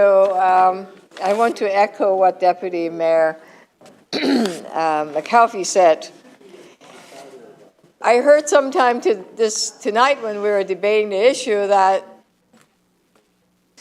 it sounded as if that our staff were not caring about congestion, or that not much has been done until we debated here. Well, that is absolutely not true. Just, I want to set the record straight. Yes, I want to thank the staff, but I also want to list what are some of the things that's already been done. Before the construction have taken place, the staff has fast-tracked different corridors. They call it parallel corridors, Dundas, Queen, and fast-tracked all the construction in that area, so things are smoother. They have installed smart signals, AI-controlled signals along Lakeshore and Queensway, so that, again, the traffic will move smoother. They ensure that there's no other non-emergency work being done in the area, right? They are constantly modifying the signals. They're adding on-ramp, off-ramp, as you just see that today, because once you get started, there are always ways to improve. So that's what, there was a motion that I put in, which you endorsed just a few hours ago, to smooth the traffic even more. Okay? They are continuing to work with the local residents to monitor the noise level. They have been given the right to do 24/7 work right at the beginning, okay? Not because some politicians mentioned that. No, they have been, it's already in the contract. I just want to say that. And they're working with a very motivated contractor to fast track the work. And they are working directly, and they're bringing in experts. Of course, there are experts that have many ideas and many suggestions, and they're continuing to improve on it. You know, in some ways, all of us here, I don't know how many of you have an engineering degree and how many experience you have in traffic control or lights and all of that. Well, I know, I actually were fixing a pothole with Councillor Peruzza. I was extremely impressed. He knew exactly what he was doing. I was impressed. Yes, but it is not fair to our staff to say that nothing has been done just because we want to score political points. Let's not do this. We want, yes, a much faster construction. We want to be safe also. Many years ago, I had a press conference to make the point because at that time there were things falling off from I wore my bicycle helmet, probably wasn't going to be much help because literally there were concrete coming down from the Gardner. We have to rebuild the Gardner, and we have to demolish half of it while the cars are on it. I mean, a lot easier if we just shut the whole thing down, but that would be terrible. So the staff is doing what they can. They're keeping the Gardner open, half of it, and demolish the other half. I drove by and I said, why isn't there any activities on this side? It's all barred, and so I inquired. I had a meeting on April 30th with the staff, and they said, well, there's actually a lot of work underneath, a lot of structural work, because if you don't shore up on one side, you know, if you take down the other side would fall off, right? Because it's unbalanced. The weight is unbalanced. We don't see it. We're not engineers. We don't understand all the internal work that's being done, but they're doing it. So after that conversation, I thought, wow, okay. And then they list all the things they're doing, and on top of it, all the things they will be doing. And of course, they love the ideas. They love all our suggestions.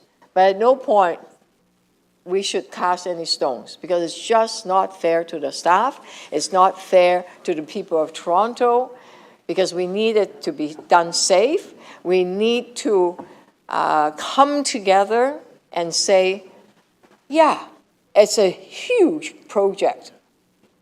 We can always improve, but let's do it together and not cast any stones.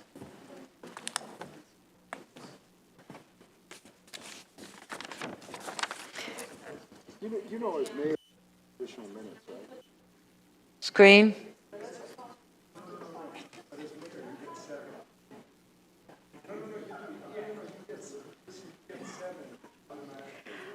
Motion by Councillor McKelvey. Recorded vote.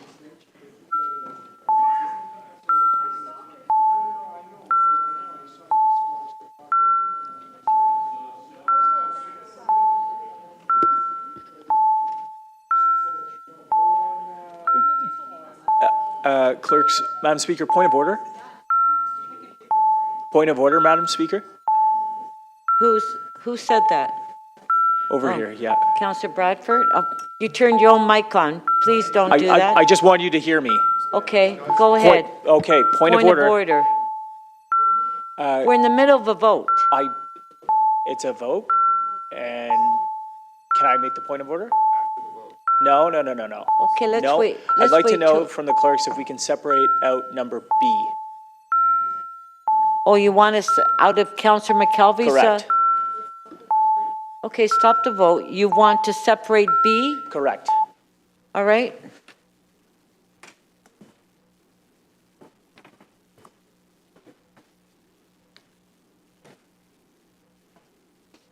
Okay, let's vote on B.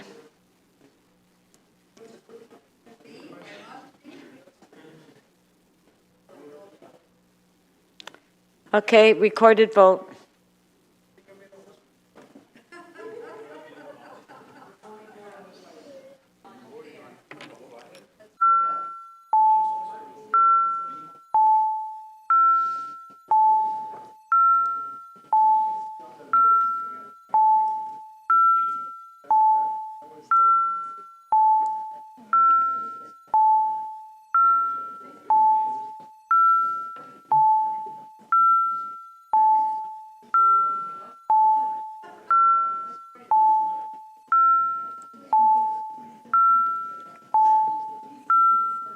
Councillor Fletcher, are you able to vote using the system?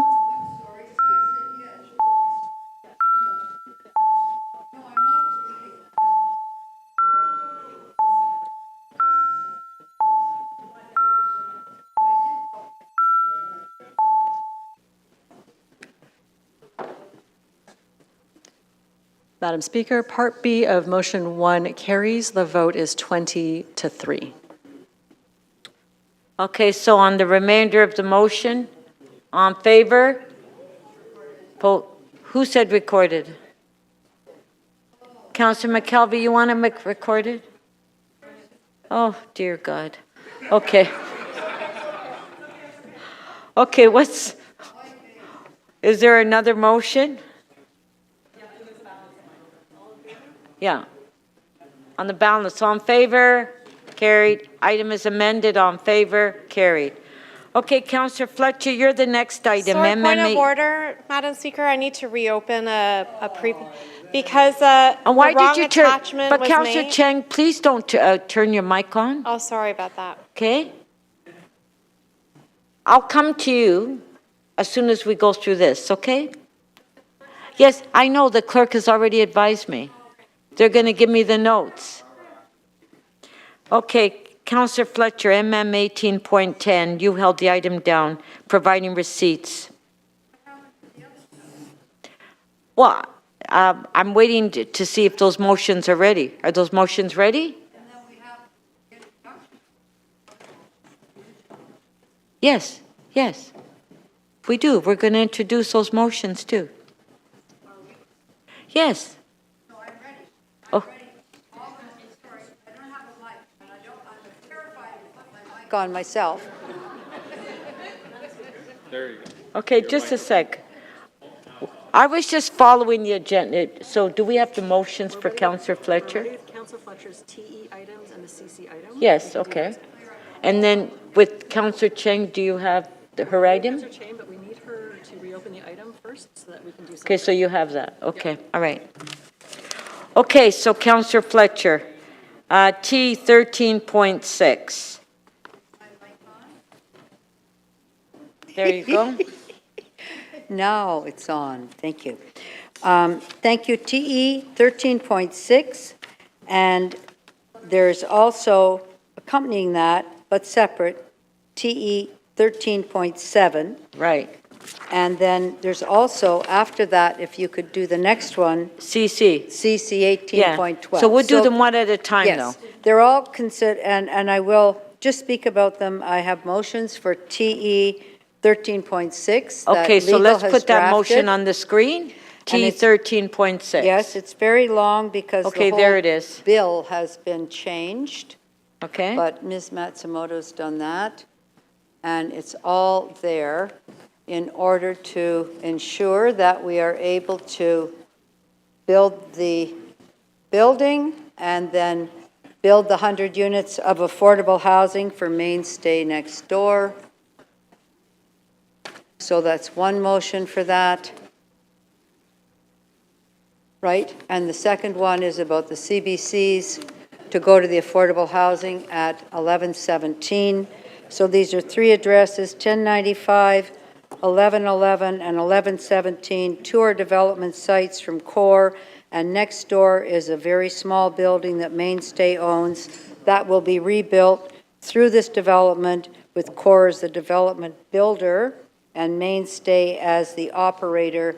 And for this, I just want to thank, from the bottom of my heart, our DCM Sharma, who was instrumental, Ms. Bond, who I think is still hanging in here somewhere, Ms. Faria, and Mainstay Core in pulling this together to be able to take advantage of the fact that a development is here and immediately next door there's a nonprofit housing that needs renewal, and to be able to take 25 units and create 100 affordable units and replace the RGI, which are 25 RGI. So I think it's very exciting. And also to be able to include, I believe, if all the stars align perfectly, theater on Danforth to give Coal Mine, I don't know where Councillor Bradford is, Coal Mine Theater a permanent home, and also Théâtre Français, which is 56 years old, which does not have a permanent home.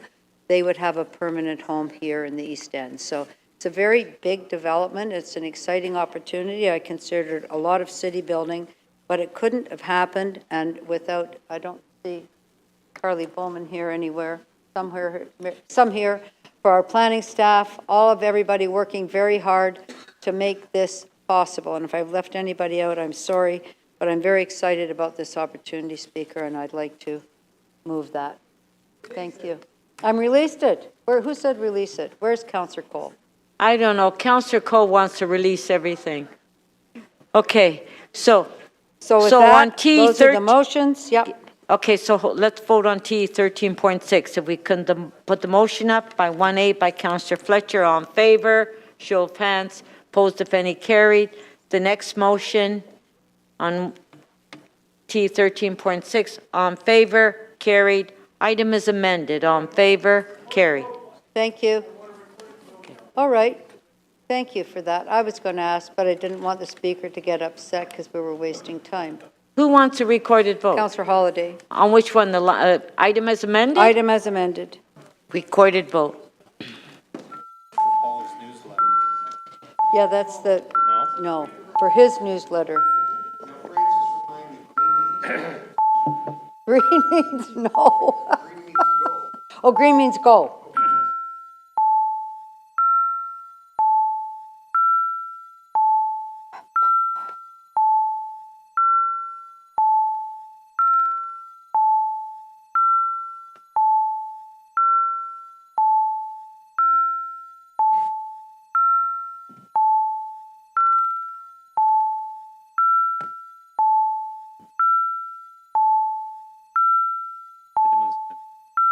It's mine. Oh, You'll have another item. Councillor Mantis.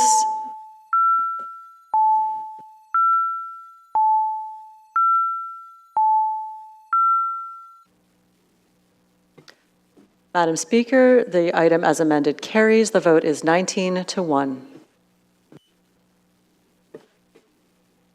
7. now 7 is the companion because that's actually the mainstay housing.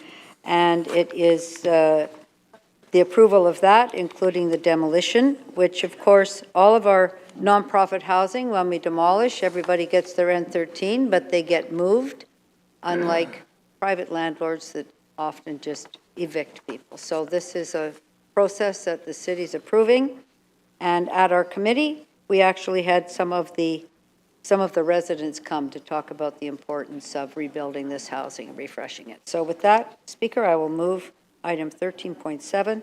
And yes, I'd like a recorded vote on that too. Okay, recorded vote on T 13.7.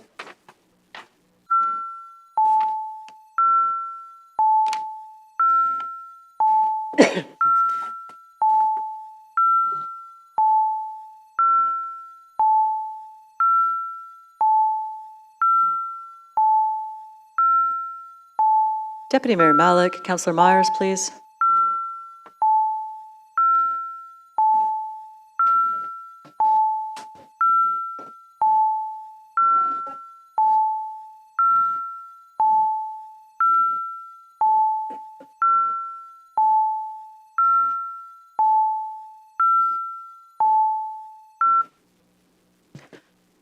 Madam Speaker, the item carries. The vote is 20-1.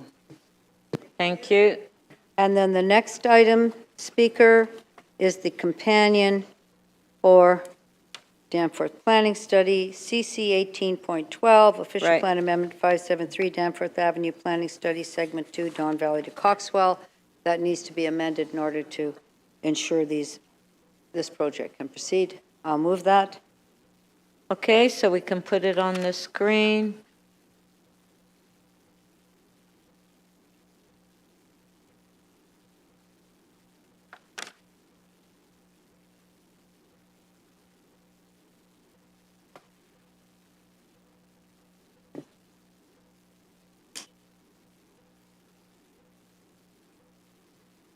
Did you want to record it?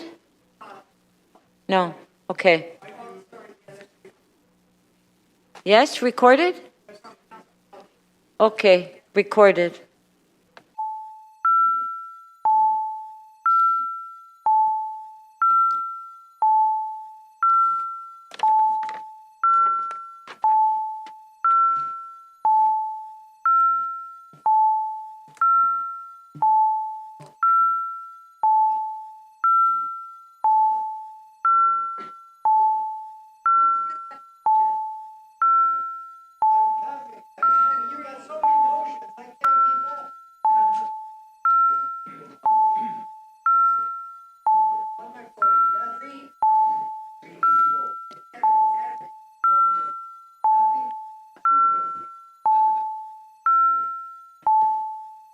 Councillor Fletcher, your vote, please.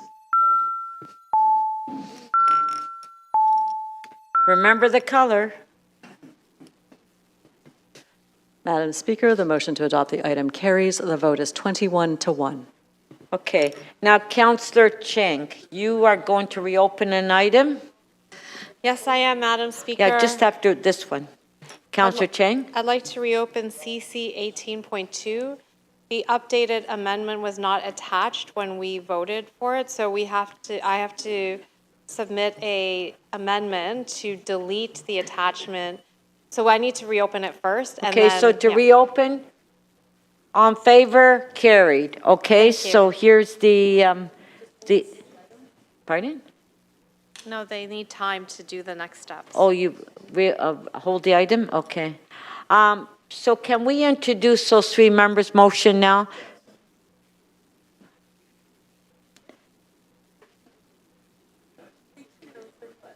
Councillor Fletcher. I want to confirm that they are. One of them has to do, when it gets up there, I don't know which one's coming up first. The short-term rental. Short-term rental, a location that has now had a home invasion and has been studied by the community. So we'd just like to have that addressed quickly, and there's the motion to that. Okay, all in favor, show of hands, carried. You have another one? I do, and that is to find a safe crossing for Leslie Street to get to the new Park Leslie Lookout, because there are a tremendous number of trucks going to Toronto Water. So we need to have a safe crossing. Okay, on favor, carried. Deputy Mayor. While I'm Malik. up, can I? No, just, we have to circulate it. Yeah.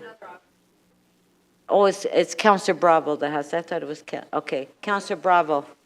Sorry, Deputy Mayor, I thought it was you. It was Councillor Bravo. Thank you, Speaker. I'd like to introduce a motion. It's urgent because it relates to ongoing litigation for which action is required before the next meeting of City Council. Okay, on favor, carried. Okay, those are the only new members' motion we're introducing. Pardon? Something? Okay, ST 6.1, please. pardon? ST 6.1. CC 16, hold on. I didn't have Striking anything. committees. Hold on. Council member appointments to the City of Toronto Long-Term Care Committee of Management.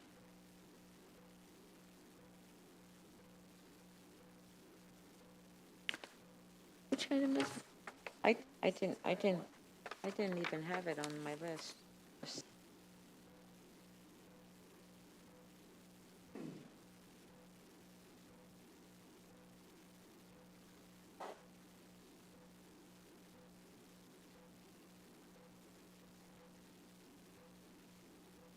Okay, Deputy Mayor, so. And there's a motion. Okay. Does Councillor Morley accept? That would be dramatic if she didn't. Okay, on favor, carry. Thank you. All right. So, okay, so with Councillor Cheng's, is she ready to the item she'll open? Not yet, okay. So Councillor Fletcher on MM,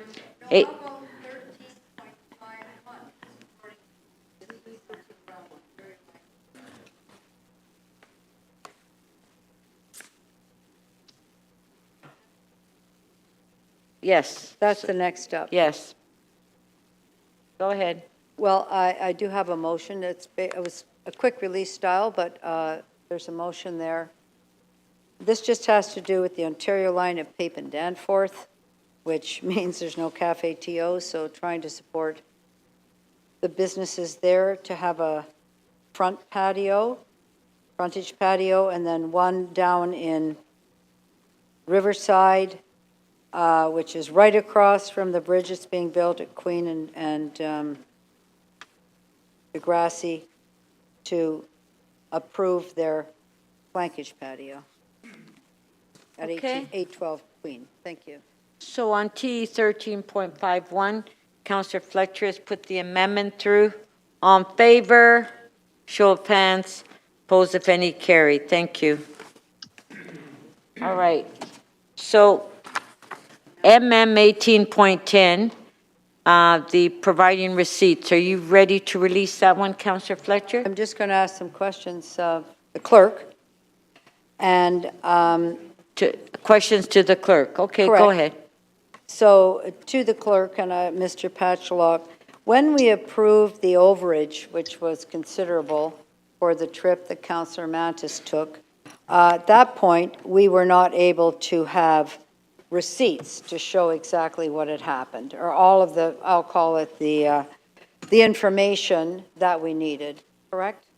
That's correct. The receipts weren't published publicly at that point in time. And nor was the kind of time or distance for the missing of the plane and all of that. That was unclear at that point. There wasn't a report or anything like that. That's correct. It was a motion from the councillor and it was not a report from the city clerk. That just said, I missed the plane, but the logical time that you would have had to have left in order to meet the plane, that simply wasn't available to us. That 150 kilometers in an hour probably wouldn't be realizable, correct? Madam Speaker, I would say I'm not sure the receipts would have necessarily showed that particular issue. That might have been with respect to questions to Councillor Mantis about how he missed his flight. And how the money was spent and the upgrade of the car. Was there, and I didn't know about that at the moment. I knew there was a car rental, but I didn't know that a Jeep had been ordered, which is a smaller car, and then it was a BMW after that. That information wasn't made available to council by clerks, was it? That's correct. You weren't obligated to make anything available to us, were you? No, we were not. The policy was silent on this, and the motion. Policy was silent. Did you have the opportunity to give us that if you'd wanted to? I think in lessons learned and why this motion is very timely is to improve the process to ensure that we don't miss that opportunity and ensure that council has every available piece of information that they have to make a decision. Has there ever been a time when a councillor has taken a trip on their own volition, in other words, not a city-sponsored trip, that has gone over in that manner of thousands of dollars overage that you know about? In my understanding, the only time a situation like where a trip was more than $7,000 was back in 2010, and the member at the time came to council in advance for the approval. So this was the first time, to my knowledge, that we'd ever seen a situation where it was after the fact. I'm sorry, I don't understand that. Somebody came ahead to say it was costing more? Yes, I believe who it was was that? That's public knowledge. Which yes, councillor? I believe it was 2010. It was former councillor Kyle Ray, who was attending a trip to an AIDS conference, and I believe it was in Africa, and he came to council in advance of the trip and asked for permission to attend because the value was over $7,000. So in the history of the city, there's never been a retroactive payment of this kind for that amount of money on a trip that a councillor has decided to take on their own. To my knowledge, that's correct. Okay, and your plan now is to be able to, if should this happen again, or even for the other receipts, to make them available ahead of time? This is not a city-sponsored trip. This is a personally decided trip. At what point would you make those receipts available? Well, with this motion, we would, if it came for council, we would attach the receipts as part of the, as part of however the issue came to council. Whether, you know, if a councillor moves another motion, similar to what Councillor Mantis did, we would put forward the receipts as a supplementary report. The receipts for the overage? Yes. But not the other receipts. So is there no policy that would be, this was a 2-day conference and an 8-day trip. Was that ever apparent to you beforehand? Yes, the member had filed a notice of travel in advance and indicated he was meeting with members of the Turin government in advance of the conference. Sorry. This has to stop. I can't hear. Got to stop. In the name of love. Thank you. Sorry. Yes, the member had filed a notice of travel in advance and indicated that he would be meeting with the Turin government as part of the trip in advance of the conference. Thank you. And have you asked, do we have a report on exactly what was said? Like Councillor Ainsley was just on a trip for good roads. He's given us a full report of everything. It's all written, everything that was discussed. You have that in your possession from this trip from Councillor Mantis and his executive assistant, both of them? I believe we only have the letter that That's your last explained- question. I'm sorry, pardon? I believe we only have the letter that Councillor Mantis provided as part That's of the it. file. Nothing else about what went on. Thank you.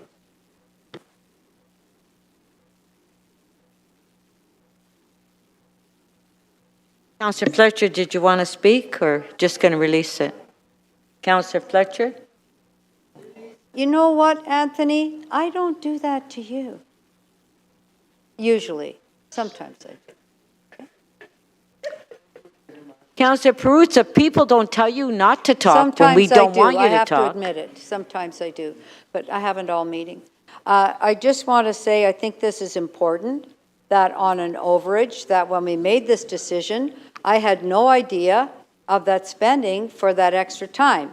I had no idea about the car upgrade. I had no idea about the hotel upgrade. I had no idea about what time was left for the airport and how an hour was left, travel all that distance, etc. Because I would have had something, I would have voted in a different way. And I'm also surprised to hear that there was no requirement, as there usually is, to submit what went on and what happened at a council-paid trip. I expect to know what went on at the conference. I expect to know about the formal meetings between the mayor of Turin and city councillor, who was there as the innovation champion that former Mayor Tory had created that position for Councillor Mantis after he was elected. So I'm really surprised that those were never requirements, or actually that the clerk never brought those forward at the time. This motion will make sure that happens. When the clerk is building this policy, I'd also like you to include that there needs to be a description of the 8 days when it was a 2-day conference and what the learnings are and the benefit to the City of Toronto. Just as Councillor Ainsley has gone to the good roads and he's given us a report about what benefit there is, what he's learned, what he did. It's pretty simple for $18,000 to have a short report about what you learned because you went there as a champion. Well, the champions should champion what they learned there and have provided that information. And Councillor Mantis isn't here, but it's still not too late for that councillor to actually furnish that information, and as well for his executive assistant to furnish what she learned on that trip, because I've never seen a joint trip of that kind in the whole time I've been here. And as Councillor Pasternak pointed out, I've been here for a while. He was kind enough to mention that the other day. So I haven't. And so this, I think, needs to be fairly robust and added in what requirements are when you're traveling. Because on our recent trip, we have everything from economic development. We know every mission. We know everybody. We met with Warner Brothers. We met with Universal. We did all of these different things. Here's our itinerary. I don't know of any itinerary because it's a personal trip. Aren't there obligations for that amount of money to understand what went on? These are taxpayer dollars. Without spoiling it for a trip, at least to have that level of, I'll just call it accountability for your spending. Because I'd like to go somewhere, I might want to see some housing, but I would have to say, here's what I saw. Here's what I learned about affordable housing. Here's what I learned about density. Not, I just need $2,000 because I missed the plane, which is all we have is a letter saying that. So I'm sorry to bring this up again, but the fact is, this is an overdue policy. There's still things missing from it. And I still am very unhappy that I was not able to have that information because I would not have supported it if I had. Thank you. Thank you.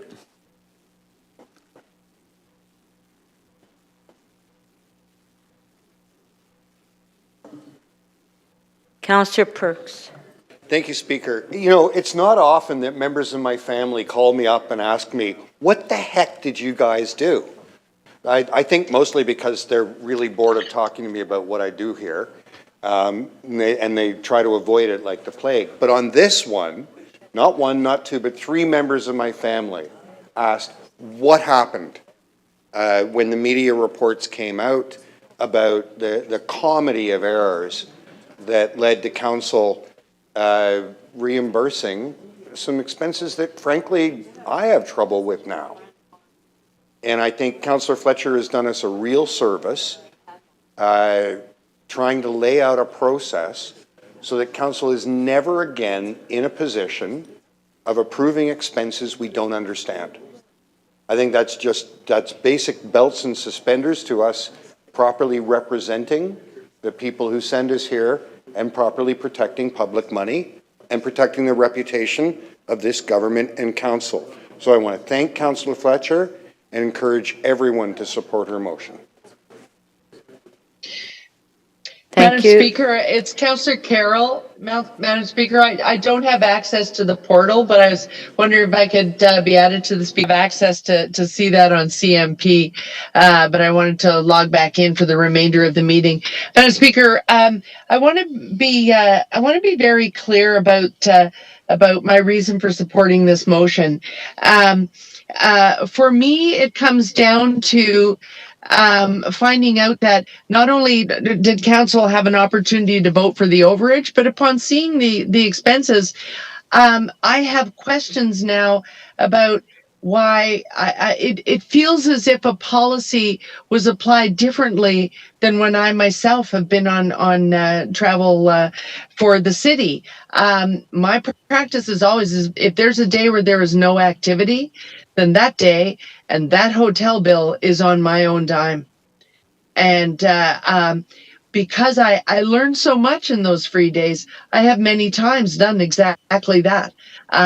Talked to my family and gone ahead and spent my own personal funds, added a day, and experienced another city and learned. But if I was not on official business, I was made to pay, and I was made to be clear about that in my authorization of travel. We had to vote first and see the details later, only to find out that appears to have been applied differently here.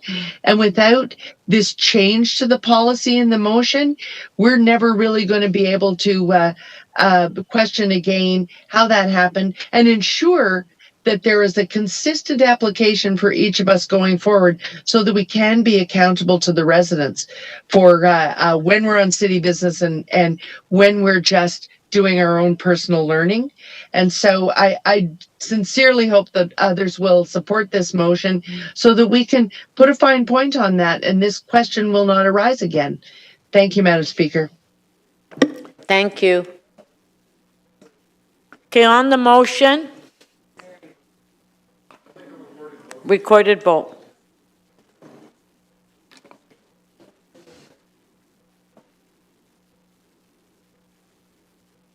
Recorded vote, yes.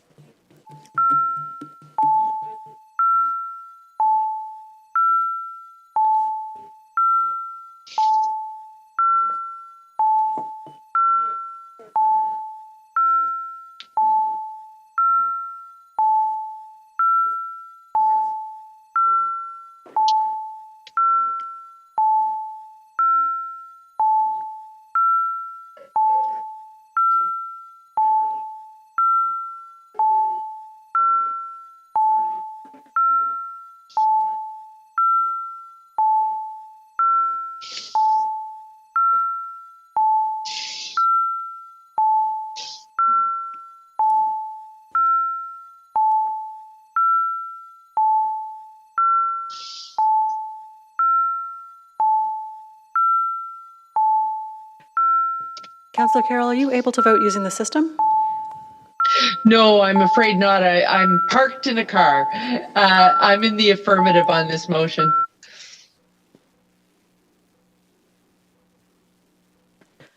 Madam Speaker, the motion to adopt the item carries. The vote is 22 in favor.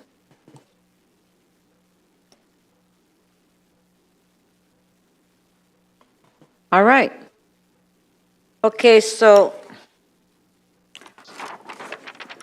our next motion is MM 18.16, requesting the province to create safety zones. Do we have questions to staff? Okay, put your name on the list. Councillor Matlow, questions to staff?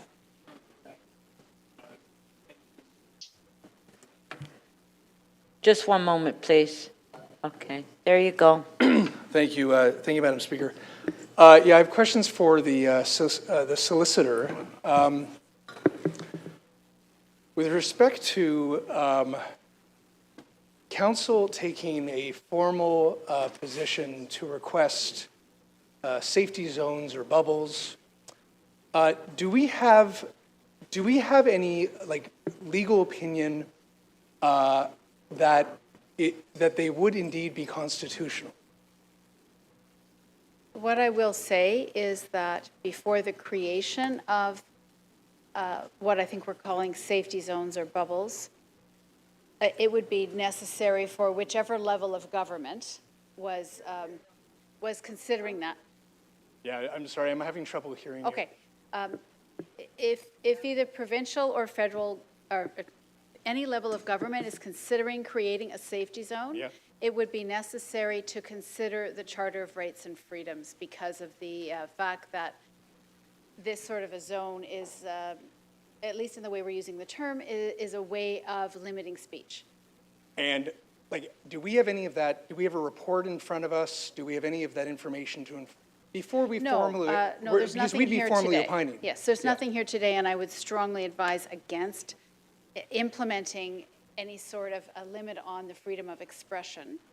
And that is implementing. This is, of course, a request. Yes. But actually taking a step to create a limit without a staff report and analysis and advice. Because at some point, the council would be asked to defend that decision in court. And without that kind of analysis, it would be very, very difficult. And what would that report entail? Well, the analysis would essentially require demonstration that there's a pressing and substantial concern, that the proposed limit is rationally linked to that pressing and substantial concern, and that the proposed limit does not overreach, but does not do more than is required to address the problem. So given that we don't have that report, we don't have that legal opinion, we haven't done that study, and we don't, in all honesty, have control over what the province will and will not do. They can do it on their own if they choose to, right? Well, they could, certainly. I would assume, though, that they would do that kind of analysis. They would want to do that due diligence, too, Yes, to inform yes. their decision, too. Yes. So that we don't know. So now we know what we don't know. As far as what we can do to substantively, in a genuine, real way, support safety in our communities that would not infringe upon anyone's charter rights, are there things that we could do that we could work on that would be real and meaningful?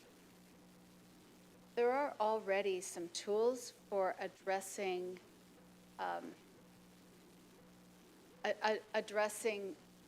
protests where there might be harassment, intimidation, or hate speech, yes. Or violations of the noise bylaw, yes. Thank you. Okay.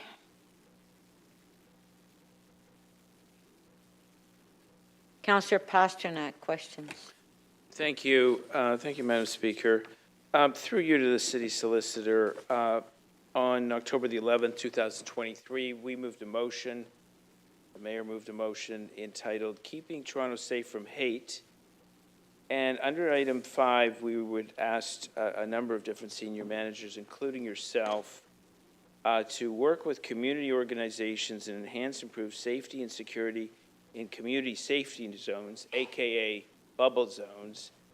And I understand this was, the thought was we'd use bylaws to do this. I understand that the city, a municipality, it's very troublesome to try and use bylaws to implement bubble zones. I would not recommend that, certainly not without strong evidence. Okay, Support. so that's why But we're here again, today. I am Go ahead, I sorry. am speaking hypothetically because I don't have evidence to analyze at this point. Right. Or advice from other members of city staff who would have to have input. Right, into but we that. passed this 7 months ago, and my understanding was that it'd be very hard to use bylaws to implement what council had asked you to do. There are certainly other tools available, yes. Yeah, okay, fair enough. So Plan B was statutory, and who do we look to? The other levels of government. Yes.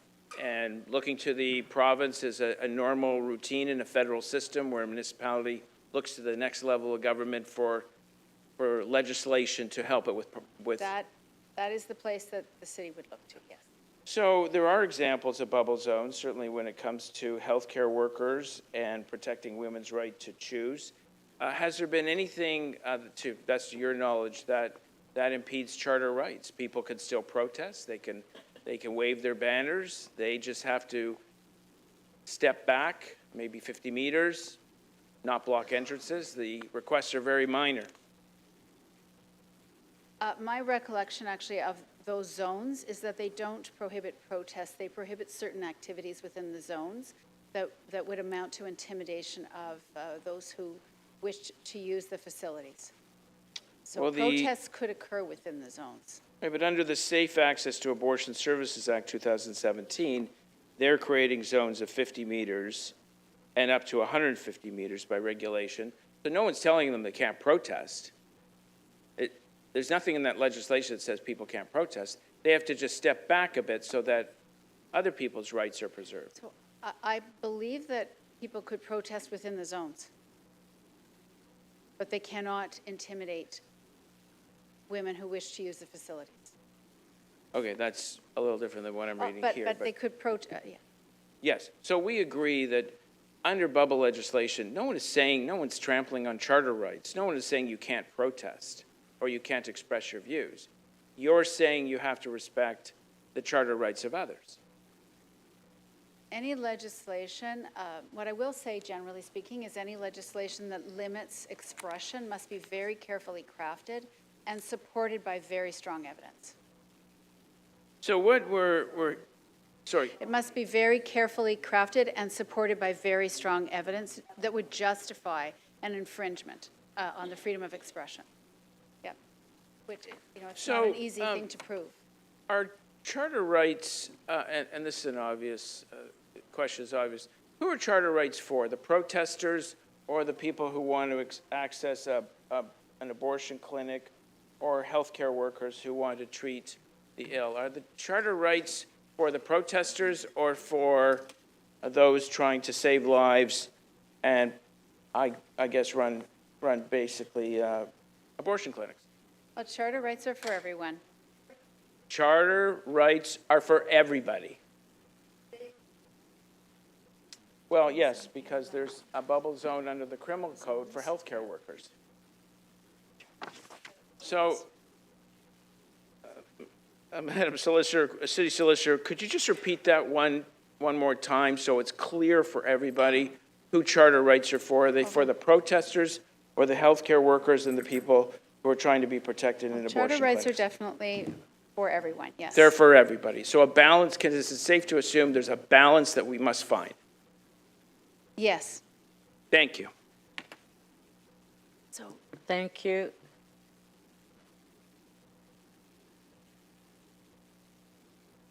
Councillor Sachs, questions? Yes, thank you. Again, for the city solicitor. So following up on my colleague Councillor Pasternak, as you know, we had a unanimous motion of this council more than 7 months ago asking for safety zones around community institutions. And you agree that not a single safety zone has been created for any institution in Toronto, correct? I'm not aware of any, but Okay. I'm actually not the best person to answer that question. All right, well, that's, I think it's clear that there aren't I'm not any. sure I'll if the keep police going. have done any work in that area, but I'm not familiar with them. Well, Can certainly the anybody police have- answer the question? I think it was rhetorical. No?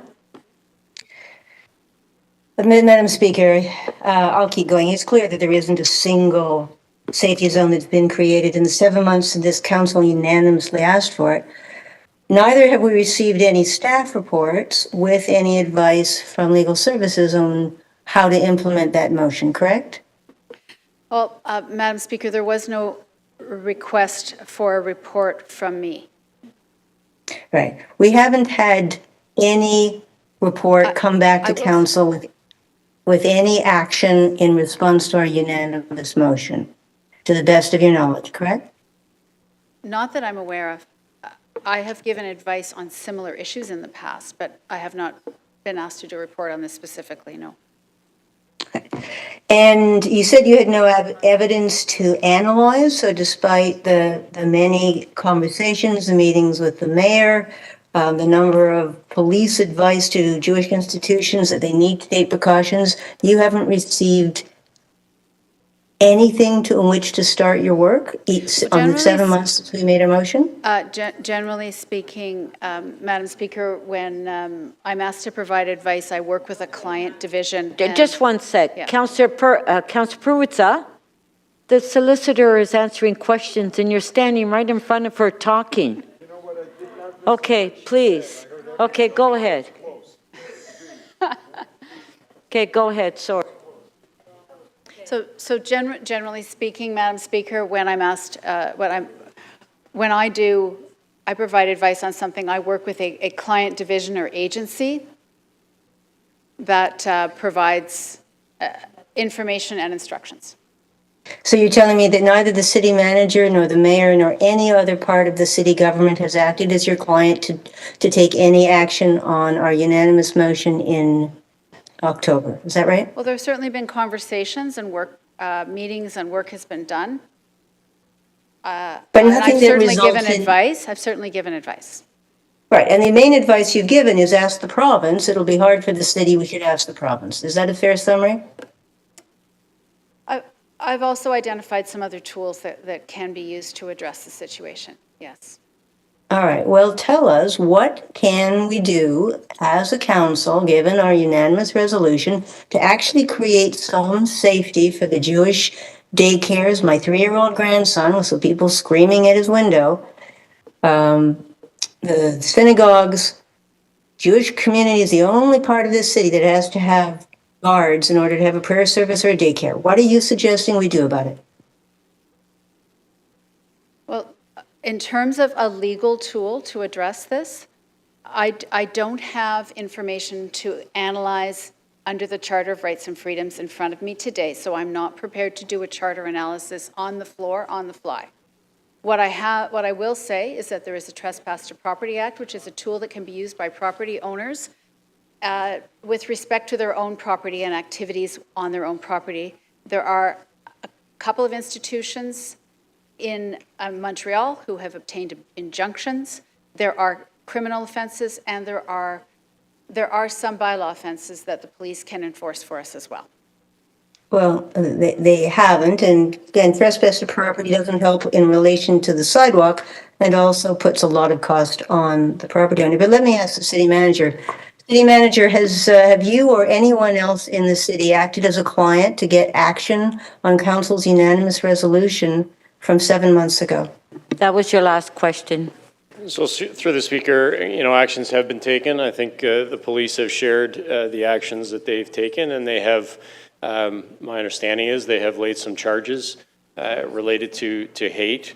We have within the city convened some folks to look at potential safety mitigation factors that would be there under the work that we can do with hostile vehicle mitigation, things that we've been doing for years from a city perspective, and extending that work now to look at where there might be evidence that that should take place. And at least one organization in the community is taking us up on some of that work. So there have been pieces done. We also have worked with the city solicitor and have discussed how we would, should a private property owner undertake work under the Trespass to Property Act, that we would support that should the police also indicate to us or other parts of the city that there are real needs for us to, what I would say is support the work of the property owner to extend some of that trespass to some of the city property that surrounds, so you don't get a situation where someone simply takes the step onto the sidewalk and says, now the trespass doesn't apply. So those are the actions that we've taken, and I think those align in some ways with the work that council gave to us in October, and so there's a few examples for you. Thank you. Mayor Chow, questions? Yeah. I understand, this is the question to Solicitor. I understand that in Montreal, there are 2 synagogues that applied for injunctions and was able to receive it, and it was able to extend it. So is that a tool Yes, it to is. provide a bubble zone, we call it that, through the injunction, under the existing law, to protect people being able to attend places of worship? Yes, it is. And they were successful in court to do so, I believe, right? Yes, they were, and they were granted extensions. I believe they've expired at this point, but yes. Okay. So let me understand that very clearly.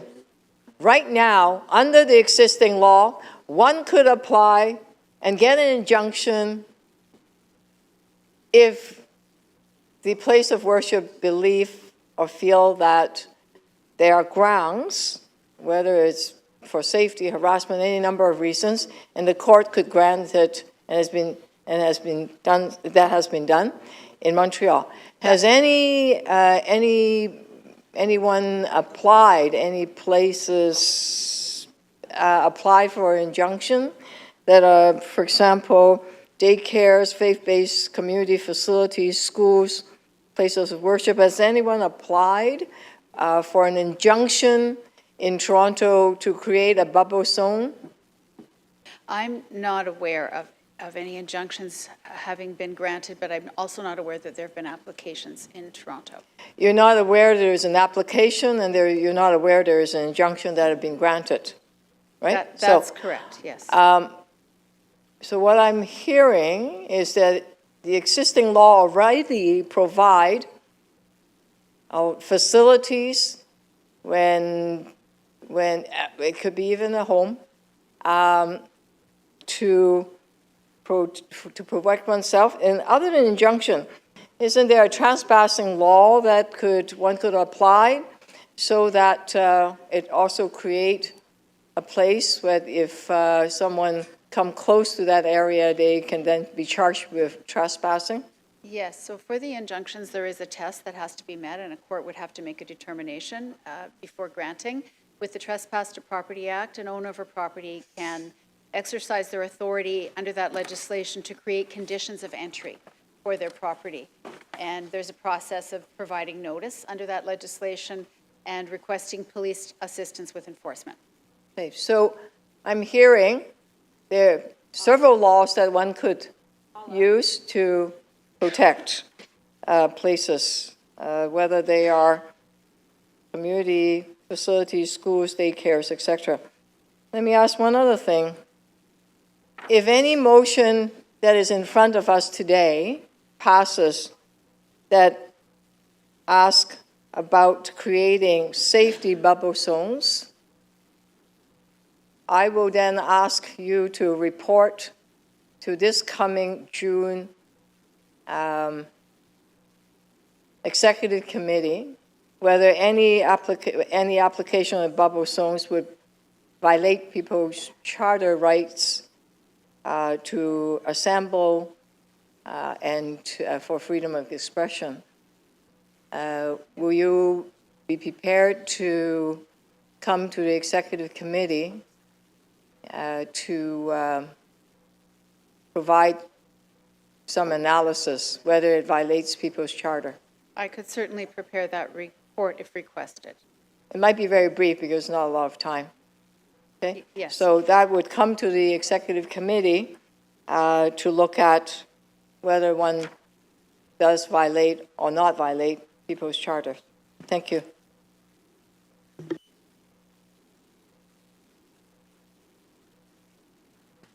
Thank you, Mayor. Councillor Moyes, you had your name up. Did you remove it? Just one comment. Okay. Is it question? We're in questions. Is it, yes, one Okay. question. But your name isn't up there. I know I took it off. And now I have to time you, so you'll have to Okay, put that's it. fine. Thank you. There we go. Back up. Thank you. Just one Okay. question. Since October 7th, has Toronto Police spent time around synagogues and mosques to protect, and schools and other spaces? Over the So I have heard about that anecdotally, but I don't know firsthand about that.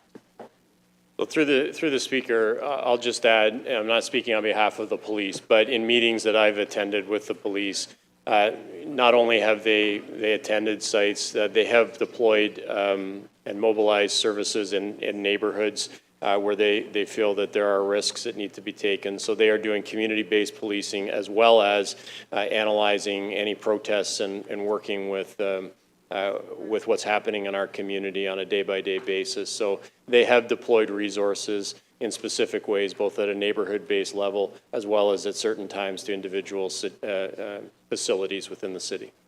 If my memory serves me correctly, since October 7th, Toronto Police has spent over $10 million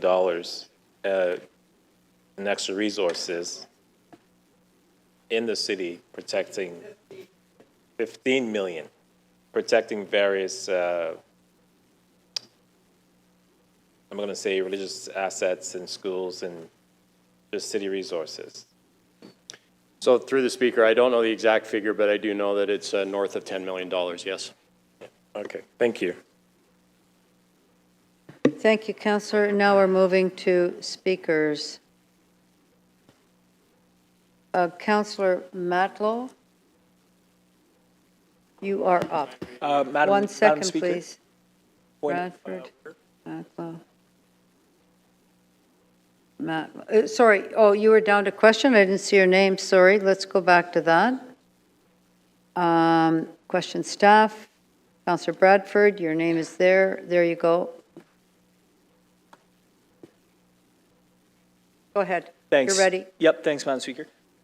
To the city solicitor, is there any legal issue with the city making a request to the province to consider introducing legislation on a topic like this or on any topic? So I don't, Madam Speaker, I don't generally see a risk in making a request of the province, no. Okay. I want to go back to some of your answers to Councillor Matlow and just confirm your answer that when the city makes a request to the province to consider introducing legislation, just a request, does that harm anyone's charter rights? No, a request would not diminish charter rights. Certainly an exercise of a new power, if that's what it's about. Following the same line there, would council making a request to the province on its own, does that infringe on the Constitution? No. And back to something that you, I think, alluded to earlier, would you expect the province or the federal government, for that matter, to consider the charter rights when they compose legislation? Is that a reasonable assumption that governments in Canada, the Ontario province, federal government would consider charter rights when they're composing legislation? Is that a reasonable Federal and assumption? provincial governments are required to exercise their legislative powers in accordance with the Constitution, of which the charter is a part, yes. So not actually just going to consider it, but actually execute it in accordance with? Yes.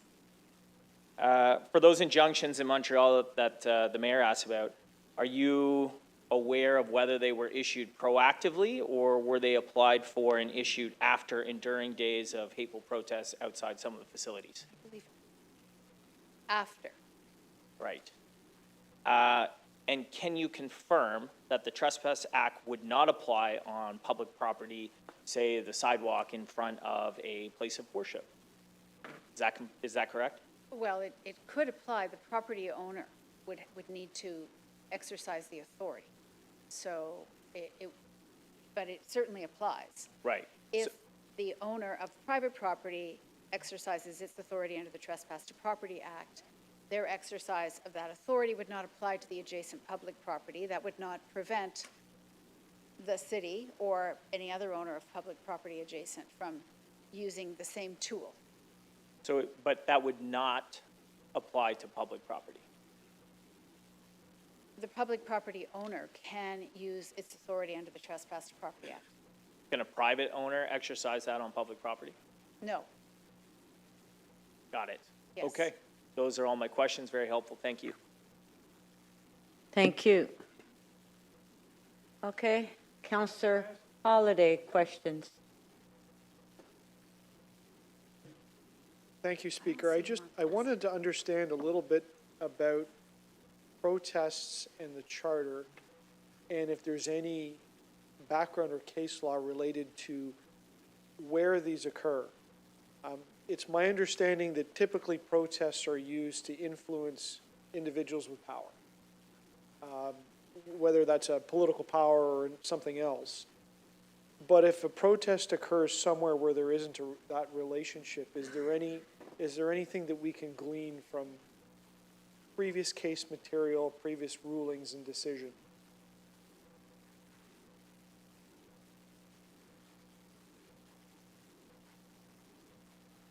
I have to ask, is the question about attempts to limit the right to protest on private property? Maybe another way to look at that is if something is occurring outside of a school. Yes. And there's a demonstration going on about whatever the cause is, but if the individuals that have power over this or would seek to be influenced by a demonstration aren't at the school, or they don't go to the school, do the courts see that differently?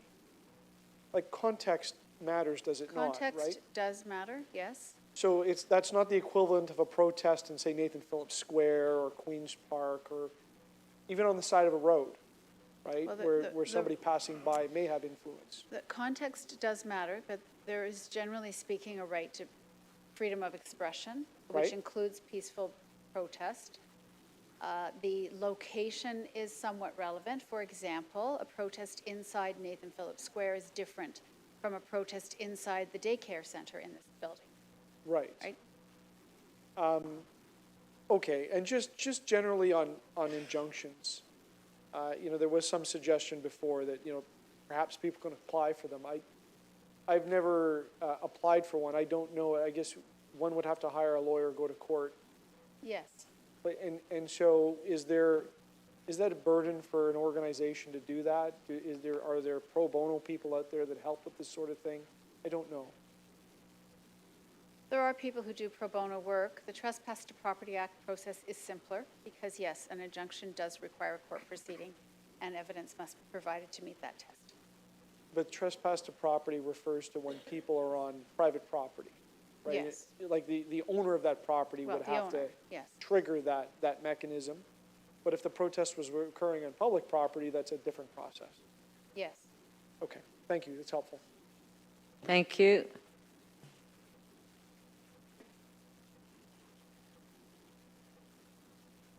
Councillor Bravo, questions? Thank you, Speaker. To the city solicitor, I heard you say that without this motion does not contain an analysis about how charter rights would be protected, but it asks the provincial government to take an action, correct?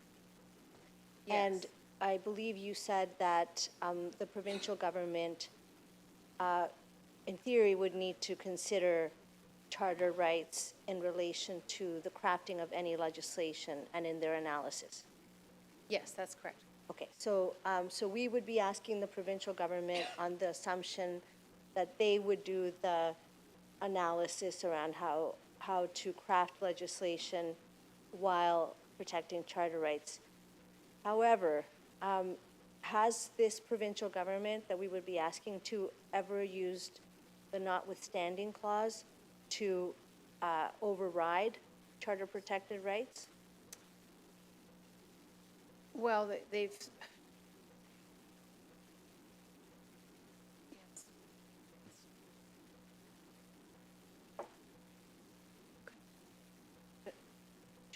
they've certainly used it, but I can't really comment on the charter rights piece.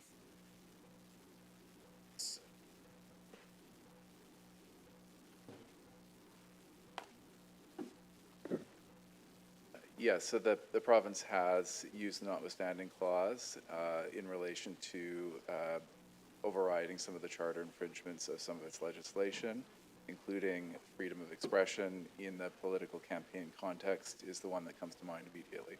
So the government, we would be asking without analysis or background information or any kind of due diligence around how we would protect charter rights, freedom of expression being one, has used the notwithstanding clause. In fact, did they not use it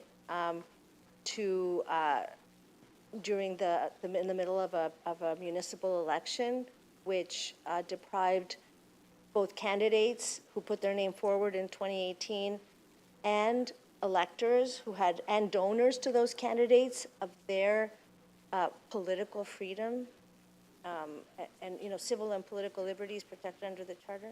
In that instance, the province did introduce legislation that referred to the notwithstanding clause. That legislation was not passed, okay. and a slightly different scenario in that case. It wasn't necessarily about freedom of expression. Right. It was about political rights, but in terms of whether this government is particularly attuned to charter rights, that was my question. There were also, I believe, the notwithstanding clause played a role during a strike by education workers. And is it inaccurate or is it accurate that, in fact, this provincial government has invoked the notwithstanding clause more than any other government or provincial government, and that in fact we would be asking in a very unsettled area of work where we haven't done our due diligence here, for this government, which has repeatedly used the notwithstanding clause to craft legislation that would require charter analysis. However, there is an inconsistency in the way that they apply these principles. And I don't ask you to comment on the political side, but this is the reality that Yeah, this government has certainly used the notwithstanding clause, yes. Okay, thank you.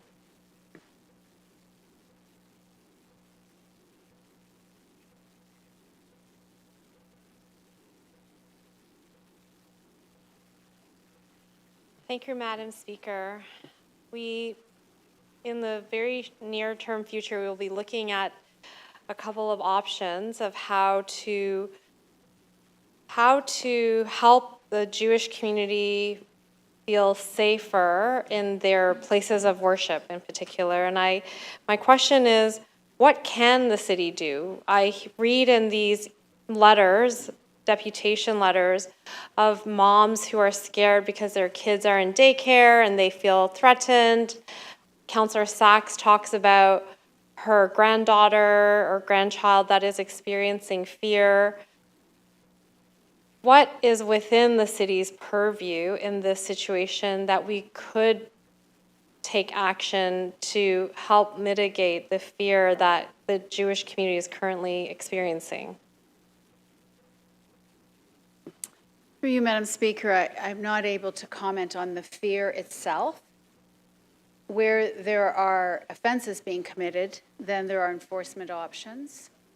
If the offenses are connected with demonstrations, then the police generally are responsible for the enforcement activities. And I've already spoken to a couple of things that property owners can do. But peaceful demonstration is not necessarily intimidating from a legal perspective. So while a person who's trying to go into their synagogue to worship the act of someone standing there with a sign peacefully is not illegal, but for the receiver of that, it could feel very intimidating. So are there limits in terms of the law to create that safe space if we allow this close proximity between people who are entering places of worship and demonstrators? That is correct, that peaceful demonstrations are legal and they are protected. The type of response that you are seeking is perhaps not a legal one. So I am not the best to advise, frankly. So if the city puts together a task force to address this, what are the tools available to the city if such a task force was formed? That would be information that council would want to seek from an official other than myself. I could certainly provide legal advice. Okay, thank you very much.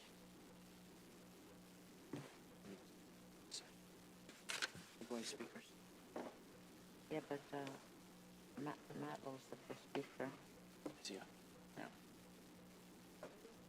Why is my name there? Yeah, you put my name. Councillor Matlow to speak. Thanks, Madam Speaker. I have a motion to move. And my motion is based on the fact that we want to see the city take action with the tools that we have, substantive and real action, to ensure that everyone in our city feels safe and is safe, and that we are providing every resource we have to ensuring that, I'm sorry, is the motion up? Put the motion on the screen. Hold the time, please. They don't have a motion. They don't have a motion. Okay, I will, if I could stand down and, yeah. They said they don't have a motion. Okay, we did send it in, so I just want to confirm. Speaker, can we recess for 5 minutes while we sort this out, please?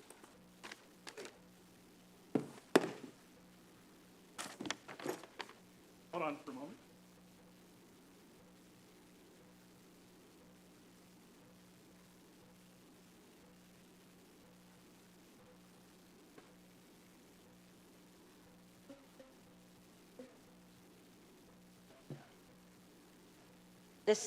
The staff are saying that there was no motion sent to the clerk.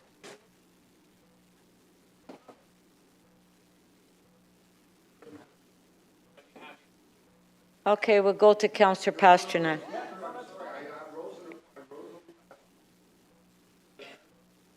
Yeah, but if his motion is not ready, Councillor Perks. What's your point of privilege? Councillor Perks, if the motion is not ready, we go to the next speaker. Councillor Perks. I'm sorry, Speaker. I asked you if we could recess for 5 minutes. It is often the practice when we need to confer with the clerk about something that we do take a brief recess. That's within the rules. That's something we do. Point of order, Madam asking you Speaker. to do that. I have the floor, Councillor. Councillor. So, Speaker, I'm asking you to call a recess to allow to confer with the clerk. Okay. I'm sorry. It's in Okay. the rules. Councillor Bradford, please. Madam Chair, point of order. If you want a 5-minute recess, we'll have to take a No, vote. Point of order. Can I just ask? Mayor Chow. I see something. What is in front of us right now? It's 18 point. 16. Right. So we are debating that motion, right? Right. And then there is, I see under here 2 motions. And one's advanced circulated, and then So I see the motion in front of us, send motion to clerk, okay? There's one motion in front of us. But Mayor, the clerk is saying they don't have it. Right. They No, don't have Point of it. order? Point of order. Okay, and please, not at the same time. Yeah, Councillor I'd be Bradford. happy to speak so we could save some time around here. Point of order. Okay. Enough. But, Mayor, the clerk doesn't have the motion. You may see it, but the clerk doesn't have it. No. So. Councillor Pasternak should be Councillor speaking. Bradford, please don't turn on your mic. Okay. No.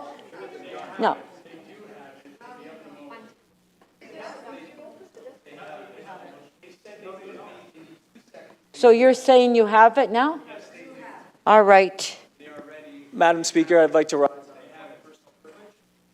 Councillor Bradford, point of personal privilege. What we just saw here was obstruction. It was a disregard for the rules and the procedures, and it was embarrassing. And the folks who were involved, that wasn't right. What was just done here was not right, and I'm rising on a point of personal privilege to call that out.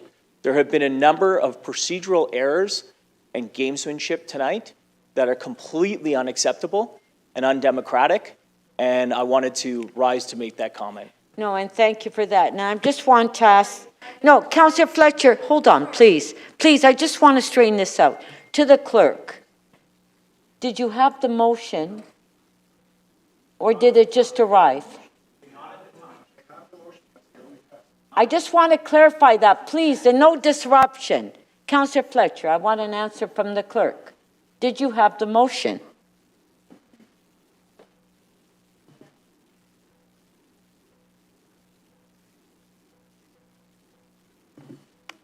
Okay, so what I'm told by the clerk is that when Councillor Matlow started speaking, they didn't have the motion, but they do have the motion now. So I would ask... Councillor Fletcher, point of order. We have had a few apologies here tonight at council, but saying that it's gamesmanship under your leadership and the clerk's leadership, I don't think that's fair comment, and I'd ask you to have the councillor withdraw that. Thank you. That's a very serious allegation, in my opinion. Well, Councillor And Fletcher. that's under your leadership, Speaker. Yeah, but Councillor Fletcher, I'm asking the clerk. No, that's not what I'm saying. Yeah. I'm saying there has been an allegation of gamesmanship, Yeah. that you've allowed that, and the clerks have allowed No. that, and council's allowed that, and I don't think that's a fair comment. The Okay, rest of well- it's fine, but that one isn't fine. Okay, Speaker. thank you. Let's just continue with this. Councillor Matlow to speak. Thank you. To be clear, I actually do believe that the motion was submitted, but we will resolve that, and that's not material at this point. A question, so I do have the motion that we've been discussing. I'd like to move it. And the motion asks the city manager, within the tools that we have as a city, to not ask another level of government to do something that they have not done, that they've chosen not to do, and that they would, I imagine, be receiving the very same advice that there's no evidence that what is being asked of them is constitutional, that it would infringe on people's charter rights, that it either wouldn't happen on their own accord. Excuse me, Madam Speaker, if I may, I'm just being interrupted by the...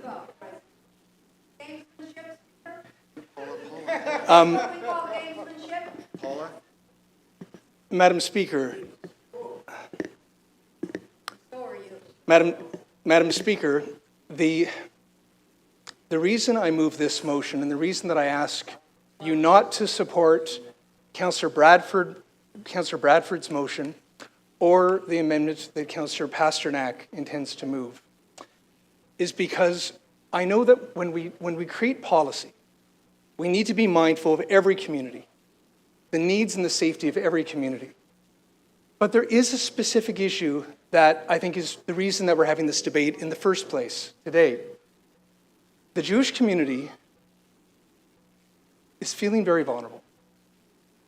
There is real and valid fear that people are experiencing, and it's a combination of things. 2,000 years of pogroms and trauma, combined with the massacre of October 7th, and an alarming rise in anti-Semitism, anti-Jewish hate here in Toronto and around the world. People are feeling really vulnerable, like many other communities are too. But there's an experience in the Jewish community where there's a frustration and a feeling that they want action. They want leaders to take action to ensure that they are safe. They both feel safe and they are safe. And there are moments where we need to make decisions about how we respond to emotionally charged, difficult moments, requests.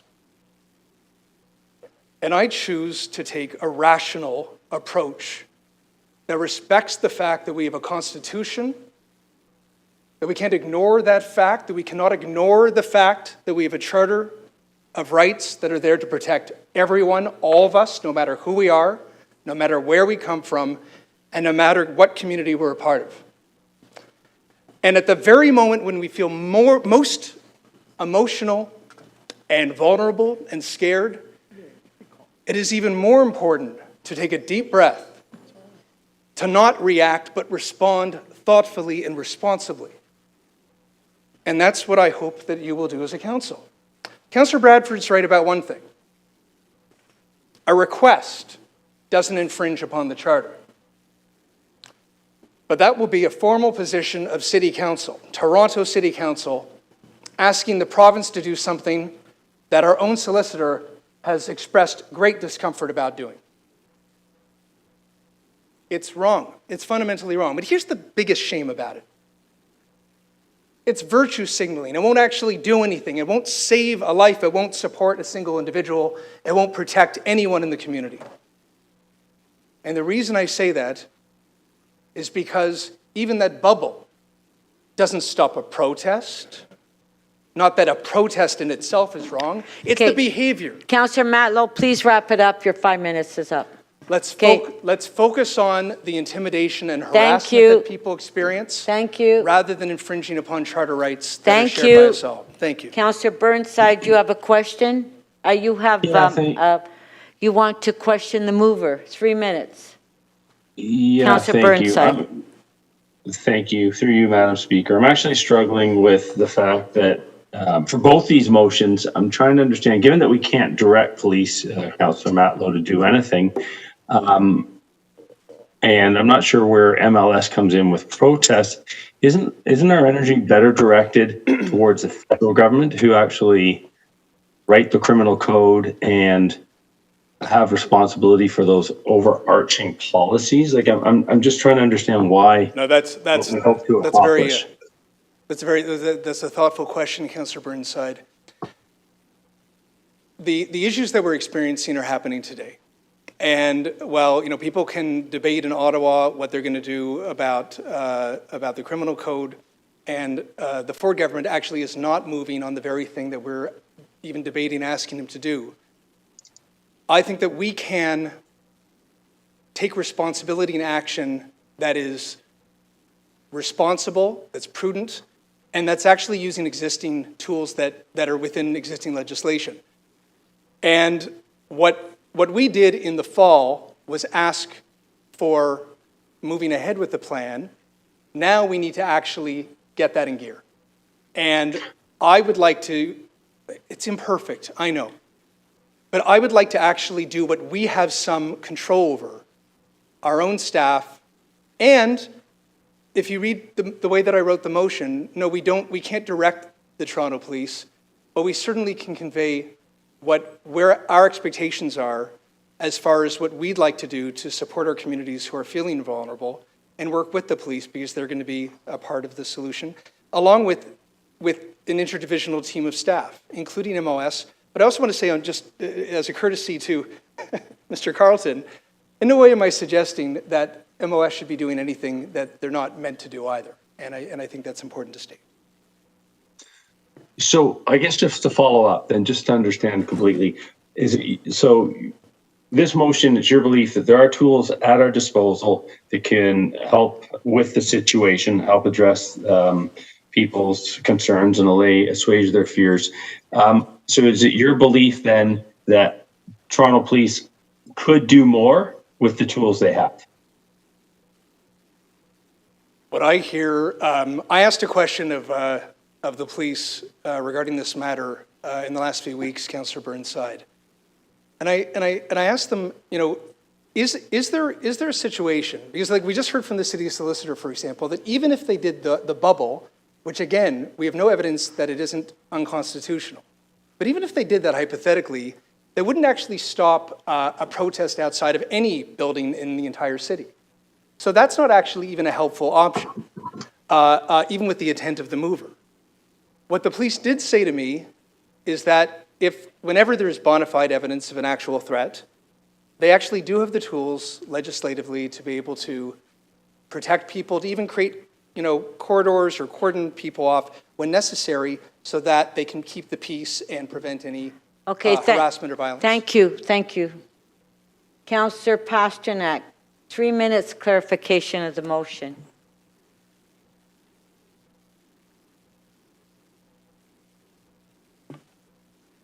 Yes, thank you, Madam Speaker. You mentioned that you'd like an action plan. I don't know what that is. You supported bubble zones back in October of 2023. All of a sudden, it was okay with you then. It's not okay with you now. We've had 7 months to do an action plan. How is your motion any different than what we passed last October? And isn't it just a journey to nowhere? I would submit to you that a better example of a journey to nowhere is to write a request to a government that has all the power to do whatever it wants and isn't doing it, most likely because they've been advised that if they did that, they would lose in court because it's unconstitutional. So it actually raises false expectations, and it's a very hollow promise to a community that's feeling vulnerable that you and I know well. I would rather actually take some substantive action. Can you please put your answers short so we could have more questions? I would rather take substantive action that we can take within the tools that we have as a city. Okay, Councillor Pasternak, your next question. Your frustration. Thank you. Councillor Pasternak, your next question. You only have 3 minutes. Yeah, so Councillor Matlow, you have no report back on this. Is this just like an endless doomsday motion that will go nowhere, do nothing, and never report back? I know, well, the hyperbole aside, Councillor Pasternak, I actually intentionally didn't ask for a single report. We're done with reports. We don't need reports anymore when it comes to the things that we can do that we know that are constitutional. In fact, the sad thing is that we don't have a report on the very thing that Councillor Bradford's motion requests, which has no justification or support at all. In other words, why don't we do what we can do with the tools that we actually have, rather than hope that the province does something, that is unconstitutional. And Okay, Councillor Pasternak, one more question. Yeah, so you mentioned charter rights a lot. The city solicitor said that this our motion presents no risk, does not violate any charter rights, and it's up to the province under this motion to draft the legislation and make sure it complies with our charter. Why would you think this motion violates charter rights when our city solicitor does not? The motion itself doesn't violate the charter, but there is a risk, and here it is. My motion says go and actually do what we're asking staff to do, and actually work on a real plan, not a report, and go do it. The motion that Councillor Bradford moved, the risk is that at the moment where we are feeling justifiable pressure to take real action, our answer will be something that is a false promise It's Okay. unconstitutional. Thank you, Madam And Speaker. is fundamentally Okay. ethically wrong. Councillor Matlow, please, well, they only have 3 minutes, so please answer the question. I'm answering. But don't go on for 3 minutes on answering a question. All right? It's not fair to the people asking the questions. I see. Councillor Sachs, 3 minutes. Councillor Sachs? Thank you. Yes, Councillor Matlow, you've claimed over and over again that a safety zone would breach the charter. You're not a lawyer yourself with any expertise in Section 1 of the charter, correct? Absolutely correct. And you're aware that the city solicitor has told us that she has not performed a Section 1 analysis on this, correct? That is my concern, that we don't have Right, that and information in front of us. you haven't yourself retained an expert in this field to prepare such an opinion, correct? We don't have the evidence that it's constitutional to base our request. You haven't obtained an opinion, so when you say it's unconstitutional, you're just saying that off your own head and without the benefit of a proper analysis by a qualified expert. Correct? I agree with you that if this motion was done in a way where there was time to do that kind of Please answer my consideration- question. I agree with you. I agree. It would have been Okay, better to so do let me that. go on, please, time is short. So given that you're simply, Section 1 is about balance. Charter rights are not unlimited, just as the city solicitor told us. Everyone has charter rights. And the idea of a safety zone, which would mean that 99.99% of Toronto is available for protests, but some very small areas would not be available for protests, that is susceptible to a Section 1 analysis, which has to be done before we know whether there is a breach of the charter. And that analysis is not done. Respectfully, the city solicitor not only said that she had concerns, but she also disagreed with the suggestion that it would actually limit protests at all. Okay, let's stick with the actual question. So let's know, you said you want an action plan. Again, we've had more than 7 months. We know that the police have spent more than $10 million dealing with protests and protecting Jewish and Muslim institutions.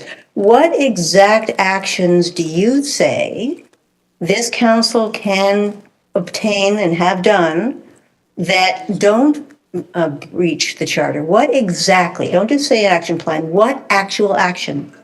I respectfully submit to you that I can't answer that question, nor would I pretend to be, because you're right, I'm not a constitutional expert, but I'm also not the city manager and I'm not the police chief. But I do want the people that we entrust to come up with the plan to actually go and implement one that's effective. In fact, I just don't want to throw in the towel and say, well, you know, if something hasn't happened yet, that we give up and we say, well, let's just ask somebody else to do something that we have no idea if they'll do. I don't think that's Well, why don't we do both? Why don't we do both? We've been trying to get our staff to do something for 7 months. They haven't. Is there any objection to asking them to take action and also asking the province, which clearly has authority to create safety zones? That was your last question.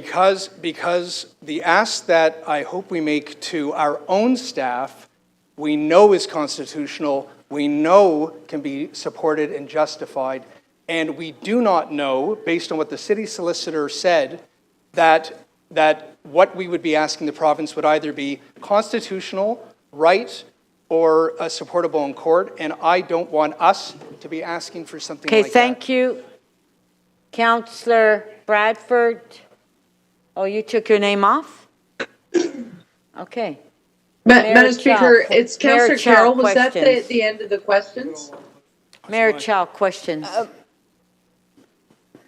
3 minutes. Thank you. You and I were at a meeting, 2 meetings, where the city manager, transportation, MLS, police, it was at least, I don't know, 12 people, am I right?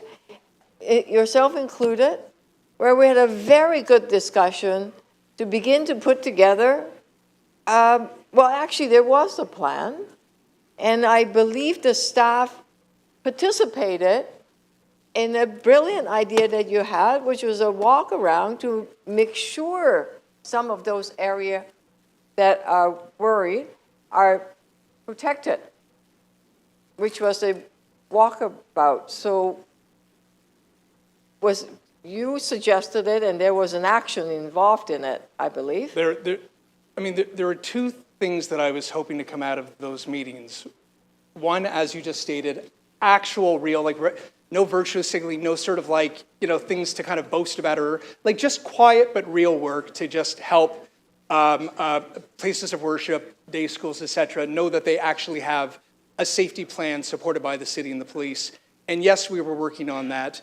And, and I appreciate it, by the way, Councillor Pasternak and Councillor Cole and Councillor Sachs participated.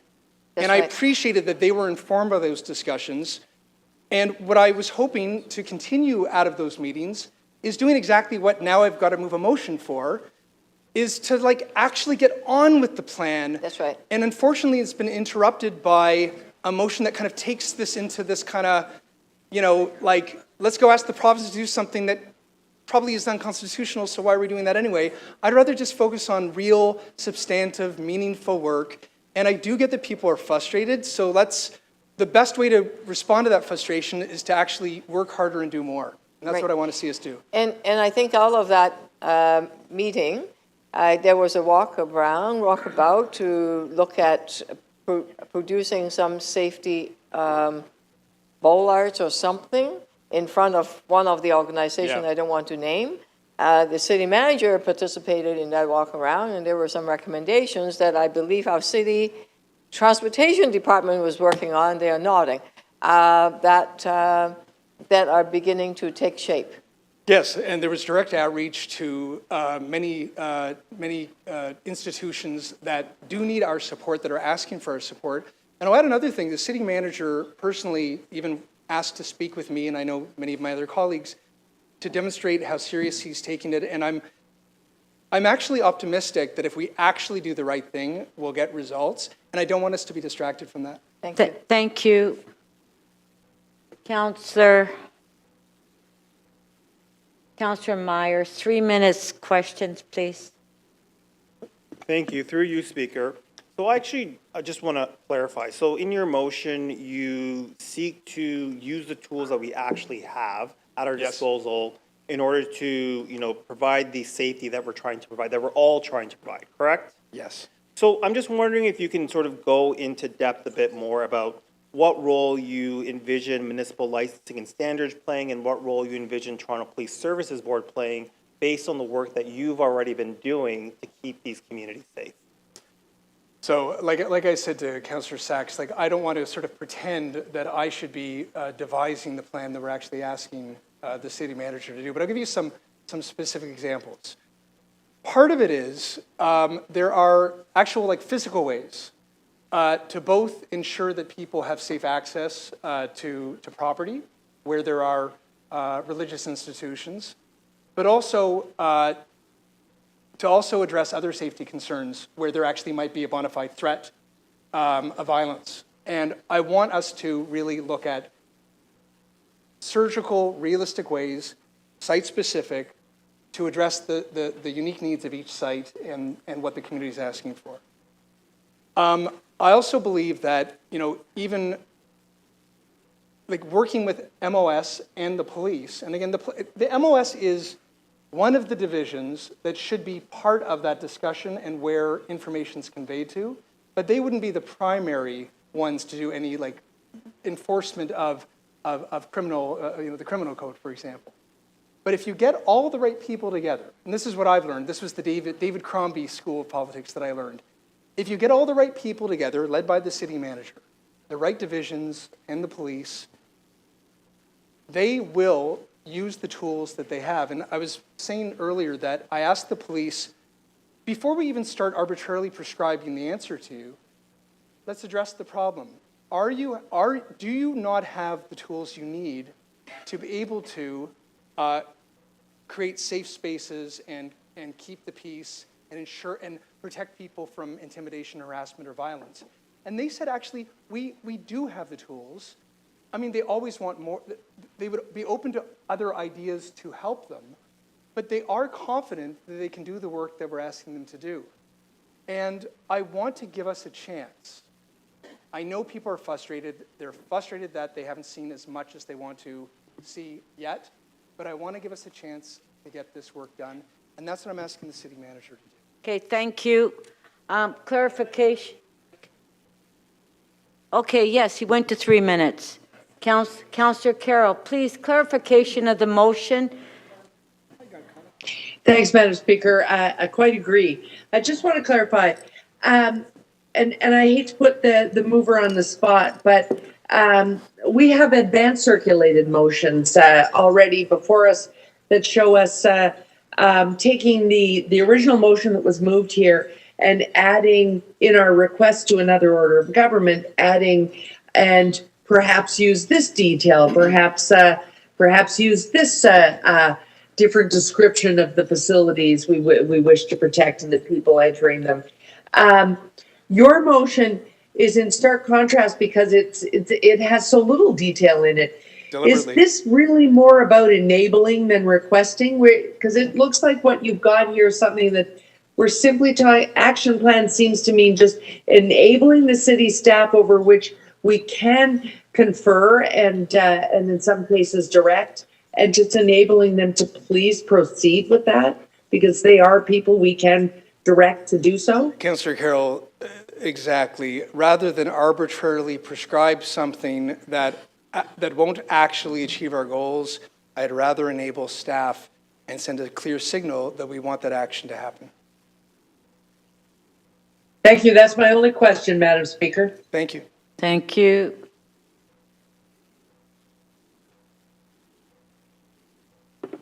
Councillor McKelvey, question? Thank you. I'm just wondering, we know we can't direct police, so how do you think that police will do this, or what's your confidence in that?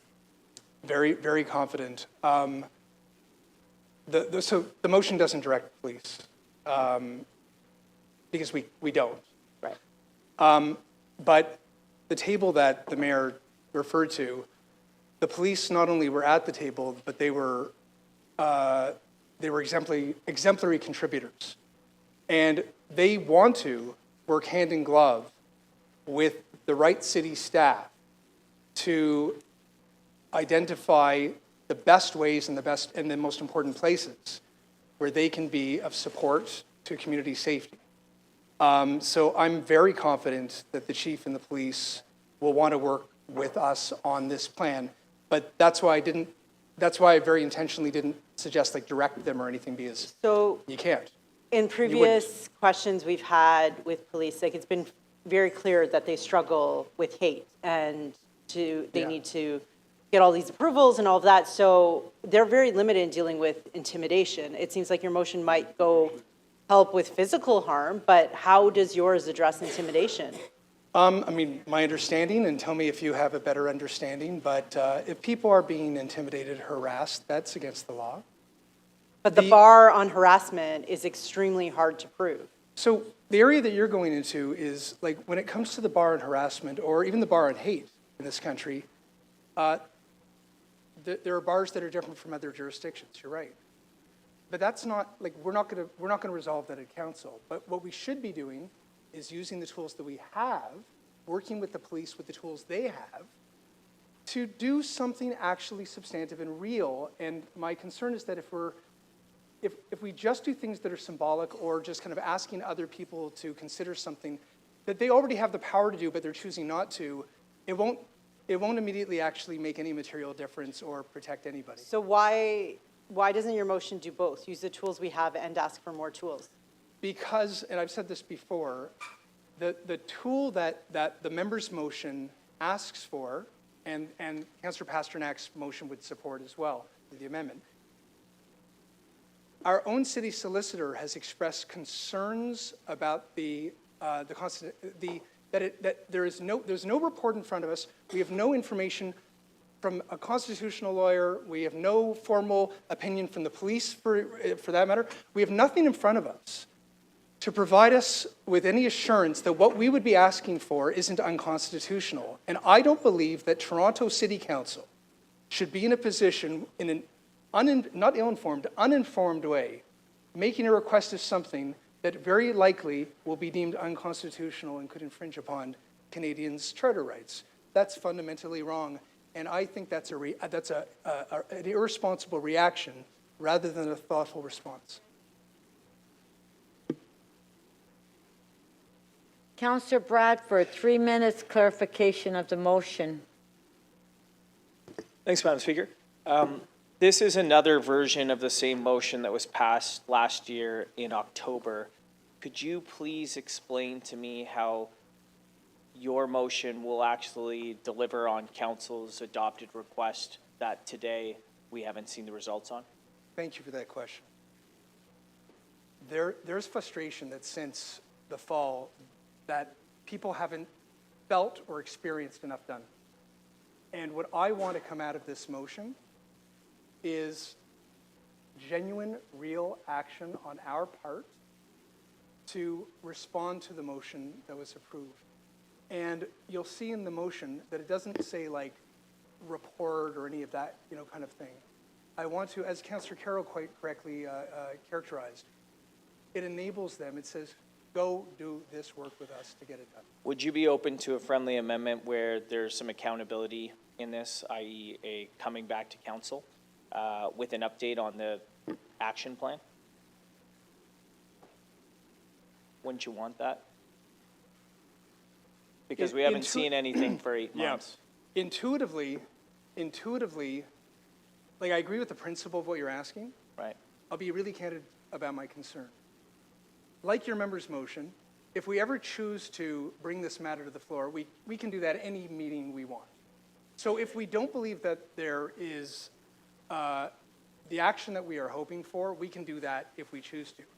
My concern about sort of in an ad hoc way saying we want a report back is that if we bring this debate, I mean, look what's happening now, right? And you and I have had some good words together about it. And I don't want us to redebate and redebate and redebate and get into all of this when I'd rather just get some work done on the ground. And sometimes that's even just like quiet, wonky, just like get some work done. So could you I don't explain? want to turn into this. Could you explain then how this accomplishes that? How is this different from the fall? Because I'm not seeing it, and I'm seeing zero accountability, and I'm not hearing how it comes back to council. So I actually don't see how. Yeah. Please explain to me how this will accomplish any of the things that haven't been accomplished in the fall and has zero accountability built into what's in front of us. No, that fair question. So you know as well as I do, there is, never mind zero accountability. If there's a way to express less than zero accountability, that I'm referring to the Premier's accountability to us as far as the decisions they make. He doesn't need to report to us. He doesn't need to answer to us. So I'd rather actually keep some control. So with that in mind. So I'd like to keep some control here. Sure. Where we can have an iterative working relationship with our city manager to see some actions that we can take that we can also then convey to the community. So would you Who consider need it the a friendly reassurance that we're amendment then, in that spirit, to have this come back so that we can That check was in your on the last progress? question, I'm asking Councillor it, Bradford. so that we can check in on the action plan? Let me discuss that with you offline, but I would only reiterate the concern that I just expressed, that I don't want us for no reason, let's say there isn't that time that's when they should report. I don't want us to go through yet another debate, because every time this happens, we open up a podium where then extreme voices sometimes are raised, that people get hurt, and I don't want to go in that direction, and I don't want to create this space for that. Thank you. Councillor Fletcher, clarification of the motion, please. Just want to be clear that your motion is about protecting these institutions, faith institutions, childcare, et cetera, during this most difficult, tense time, without the danger of violating charter rights, without the danger of the city saying, set it up, that we would actually be in a situation. Yes, we are confident that we can do this. And that's your approach. Protect, but not go on a pathway where we would end up violating or asking for the violation. Yes, and if I may add, I don't think anyone would want to infringe on people's charter rights, but that could be the consequence. Could be the consequence. Yes. So I think that's important to clarify that as to your your motion itself. And then I would also want to clarify that while there was this action plan, there's the impression that absolutely nothing has been done. And I would not want to leave that impression either, that we're starting at zero. Is your motion something where we're starting at zero, or we're understanding not that at all. we're on a pathway? Not at all. I think I don't believe in alternative facts, but I think there can be coexisting truths. And I think the coexisting truths are that there actually is work being done, and I want to see that proceed, and I want to see that be successful. But equally, there is frustration in the community that they would like to see something that lets them know that real action is being taken. So would you consider real action being taken, and I'll just look at my ward, where at the mosque, where there's been Islamophobic writings and other things in that way, that the local police division is taking very great care to be in touch regularly with the leadership. Is that not something that we're understanding is happening already? Yes. And which doesn't violate any rights, but it does, I hope. I don't know if it's taking place anywhere else in the city, but I know in my ward, in these instances, there's a very close relationship in these difficult times to protect the places of worship. Absolutely. Yes. Do you believe that's happening in other locations? Sorry. Yes. I've seen that happen in locations throughout the city.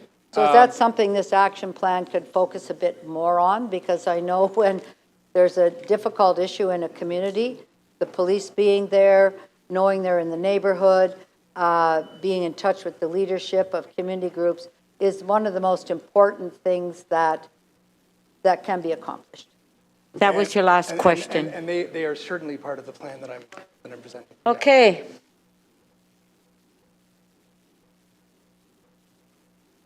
Councillor Pasternak to speak.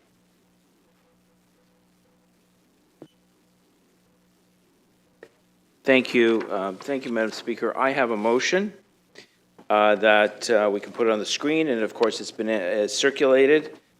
And this motion takes Councillor Matlow's concepts, Councillor Bradford's concepts, Councillor Sax's amendments, and of course, my ideas, and puts them all into one to make sure we can get it all done. We can make sure we send a strong message to the province that we need one of the tools that Councillor Matlow keeps talking about. We've got to reach into the toolbox, and one of these tools is asking the province for bubble zones in legislation. The second part is we define the vulnerable institutions that we're trying to protect. At the same time, we want to make sure that any kind of labor union strike and the right to picket is preserved. We're asking the city manager to develop an implementation and education action plan, which Councillor Matlow supports, based on the regulations accompanying the legislation, and convey the action plan directly to relevant participating bodies, including Municipal Licensing and Standards, Toronto Police Services Board, and report back to City Council once the requested legislation receives royal assent. So if it sounds like we've all been here before, we have. On October the 11th, we passed a motion. Item 5 supports the concept, and we called them at the time community safety zones, which are in fact bubble zones. It was supported unanimously by this council, including every member of executive. Now, when I hear the voices of objection, I don't know what's happened in the last 8 months. Certainly the Constitution has not been changed. The Charter has not been changed. What's happened is we haven't been able to deal with many of the problems facing our society. Now, we've heard from the city solicitor, and she says that my motion is not a risk to the City of Toronto. She also says that the bylaws we thought we could use in the past would really not work. They would probably not uphold in the courts, and they would not do what we want them to do. I strongly urge you not to support Councillor Matlow's motion. His action plan is an action plan to nowhere. All this does is repeat the same mistakes that we made last October, with all due respect. We didn't have a report back date. We didn't have specifics in the motion. All this does is spin us in endless circles with no resolution and no ability to keep the city safe. You know, the city solicitor did mention that one of the tools in the toolbox is injunctions, and she's absolutely correct. But there's no guarantee you can win injunctions. On May the 1st, 2024, McGill applied for an injunction, and it was rejected. On May the 15th, 2024, McGill applied for another injunction to get protesters and an encampment off their campus. Once again, it was objected. If you rely on injunctions, and it is an important tool and it can work sometimes, you are at the mercy of the court. Toronto Police, and I've spoken to Chief Demkew about this, I don't know whether Councillor Matlow has, they need a more prescriptive tools on how to deal with the over 600 protests that have cost us $15 million across our city. One of the best things we can do is go into that toolbox. Now, if you look at examples of where this is done before, we're the outlier.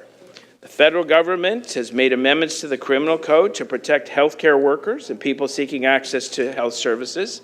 And I quote, "These changes respect Canadians' freedom to voice their concerns and protests in a safe and peaceful manner and ensure workers' freedom to take labor action consistent with the Charter of Rights and Freedoms." The Ontario government passed the Safe Access to Abortion Services Act. Once again, this does not stop anyone from protesting and anyone from speaking out. This merely allows women to access abortion clinics without harassment, intimidation, and violence. And that legislation is on the books. Now, the City of Vaughan is actually taking a chance and going ahead with bylaws. We've decided not to go that route, but they are also on the same trajectory as both the provincial government and the federal government to make sure that they can protect, they have the tools to give to police, the tools to protect vulnerable institutions. This is something that protects everybody's. They do not violate our Charter of Rights. 5 seconds, Councillor Pasternak. They do not violate the Charter. They are a good, responsible way to keep our city safe. Thank you.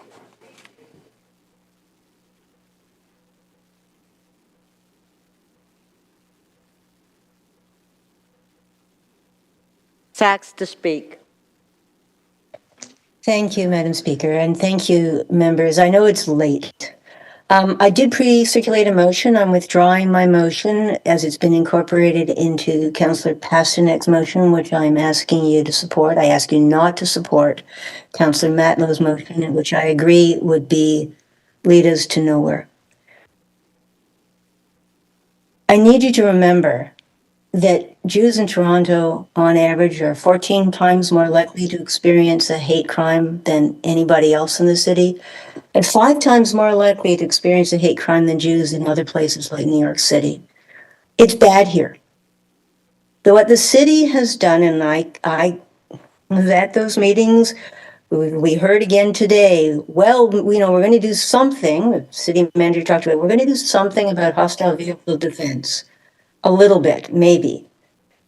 But we haven't done one yet. There isn't a single Jewish institution in Toronto that has received hostile vehicle defense in the last year, much less in the last 7 months.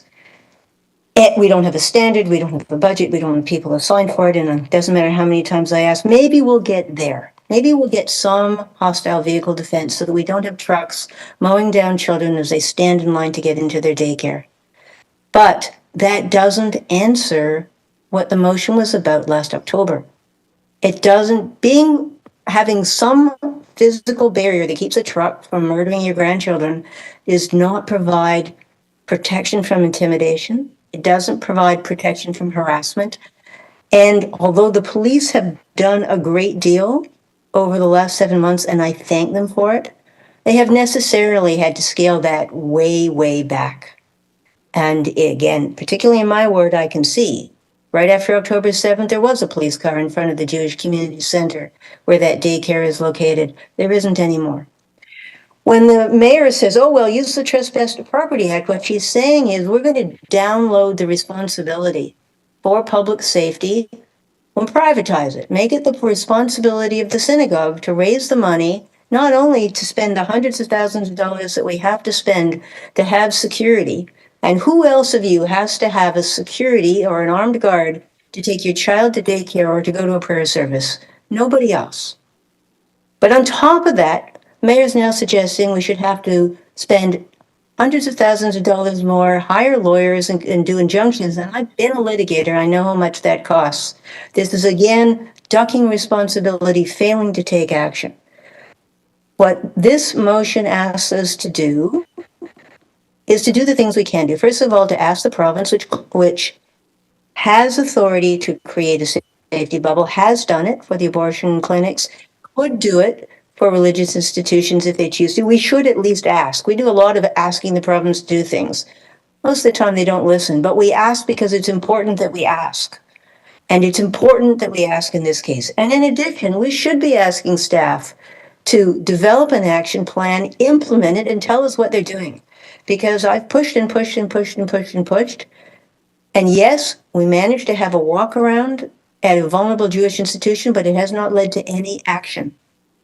And having the police phone people regularly is great, but it does not protect the child going to school or me when I go to synagogue from fear, intimidation, harassment. And that shouldn't be the situation where we say to one small minority in the city, tough luck, you're on your own. It's too contentious for us to think about.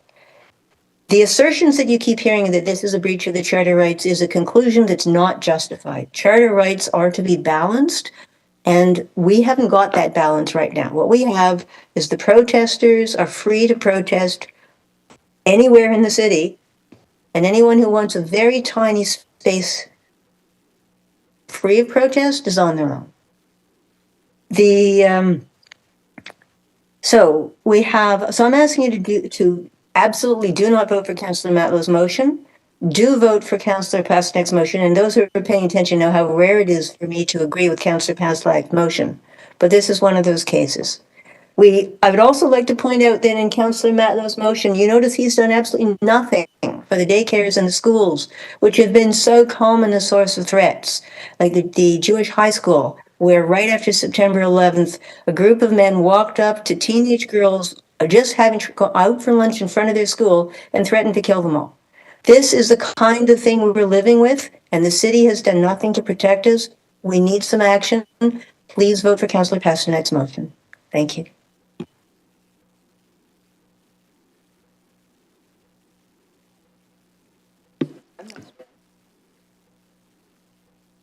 Councillor Moyes to speak.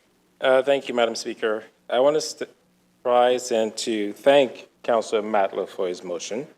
I think it's a pragmatic motion. It's a made in Toronto solution. Since I've been here for the last year and a half, we have sent many letters to the province and to federal government, and we rarely get a response from them.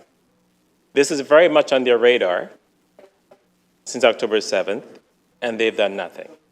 Why would they do anything now? What Councillor Matlow is saying is that there are tools that we have at our disposal as a city council, as a local government, that we can actually use. And we haven't used those tools, and we should use it. Toronto Police has spent about $17 million spending time around daycares, around synagogues, around mosques. I know this because they've done it in my ward.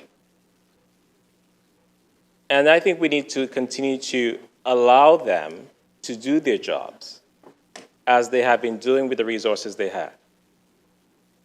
I know the mayor has actually taken money out of a special fund to actually give to Toronto Police so that they can actually have the resources that they need to continue what they're doing. So to imply that nothing has been done, I think you're doing a disservice to the civil servants who are doing the best that they can under the circumstances. I know too, for me, actually recently in the last 2 months, I've had about 2 or 3 mosques that were vandalized. And I know my colleagues across the city have had synagogues vandalized as well. And again, we're doing what we can to support those communities as we rightfully should do so. Last summer, at Church in Wellesley, we had a lot of hate protests, religious organizations coming into the village with their religious signs and say, we're sinful and what we're doing is wrong. And again, we rely on Toronto Police to help us deal with those hateful behaviors. For me, it's all encompassing. As a black man, I feel vulnerable in the city most days. Earlier today we saw Councillor Holiday standing beside a building incognito. If that was me, I'm sure the police have been called and I've been taken away in handcuffs. We're all vulnerable. And it's important to recognize that we're all in this together and we need to support one another in the best way that we can. And it's unfortunate that this is here today. I wish it was not here today. And yet we've been forced to discuss this, and it's a very emotional subject. And anyways, I'll stop there for now, but thank you.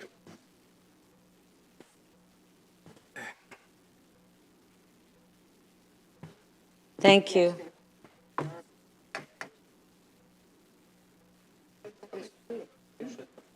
Councillor Bradford to speak.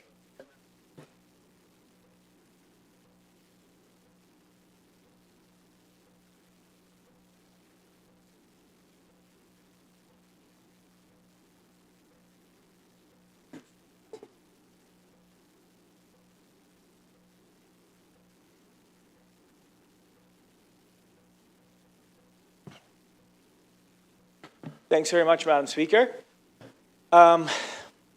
I rise tonight in support of Councillor Pasternak's amendment. Off the top, I will encourage you to vote against Councillor Matlow's motion, which he is working with on behalf of the mayor.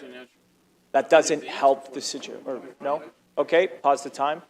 Sorry, Madam Speaker, could you pause my time? James, I think was a big. Go ahead. I've lost like 20 seconds. Yeah. I'll give you an extra 20 seconds. Thank you. James.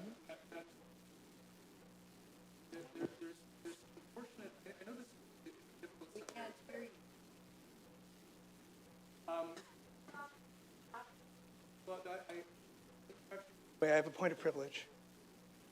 Go ahead. Thank I'll you. clean it up. I appreciate that. Just. Councillor Bradford said that I'm doing something on behalf of the mayor, and and the honest truth is I'm doing this as I always do on behalf of my community, and I'd appreciate if you'd change your hyperbole. Let me correct it. My understanding was you were working with the mayor on this motion. That was my understanding, and I'd like to correct that. Councillor Matlow, that's not a point of personal privilege. Madam Speaker. No, it's not. It's not. No. Okay. So it doesn't matter. Should I start over? I could start. I haven't said anything other than that's something I shouldn't have. Okay. Thanks, Madam Speaker. Okay, let's try it again. I rise tonight in support of Councillor Pasternak's amendment. I think it's very thoughtful. I am asking, I am urging, I am encouraging council to vote against Councillor Matlow's motion. The reason I ask you to do that, of course, is while what he has proposed is completely benign, totally ineffective, and doesn't harm anything, it also won't deliver any results. The problem is it deletes the first part of the motion. And so if we want to see constructive action taken, if we want to work with a level of government that is in a position and has the tools and the ability to legislate in a way that would be helpful for the City of Toronto and the vulnerable communities who have been under attack for many months now, that's why you can't support it, because he's trying to kill that, doing it in a very nice and benign way. But let's be clear, he's trying to kill that. And so that's why you can't support it. So you vote no against Matlow, you vote yes for Pasternak. I want to step back and rewind the clock to 8 months ago, when the mayor had a motion that was unanimously supported by council. Everybody here voted for it, and it called for community safety zones. And that was because communities in Toronto have been under siege with vicious, hate-motivated attacks. Makes me very, very uncomfortable to see that type of hate in the city that we all love so much. And so the motion was brought forward. What we have learned in the months since is that council's ability to address those issues with the tools that we have at our disposal is very limited. It's very limited. And so we find ourselves in this situation months later with a staff team and police and MLS and all the different divisions who have been trying very hard and have had some success, and I'm not dismissing that. But we need to see more. That's what we're hearing from community. The idea here, of course, as the motion which has been amended, is to model off of existing bubble zone legislation, the same that was used to protect healthcare workers during the pandemic, the same that is used today to protect women's rights who are seeking services at abortion clinics, modeled off of that. The language is very specific. We're telling them to model it off of that legislation. You heard very clearly from the city solicitor this evening that we are not threatening any charter rights, violating the Constitution. All of the hyperbole that has been brought forward by various activist groups, none of that is real by making a request of the province to introduce this legislation. Hell, we've got a motion too after this where we're going to request the province to introduce commercial rent control. You think they're going to go for that, but everyone here on council is going to vote for it. Don't talk to me about virtual signaling BS. Don't talk to me about that in this council chamber.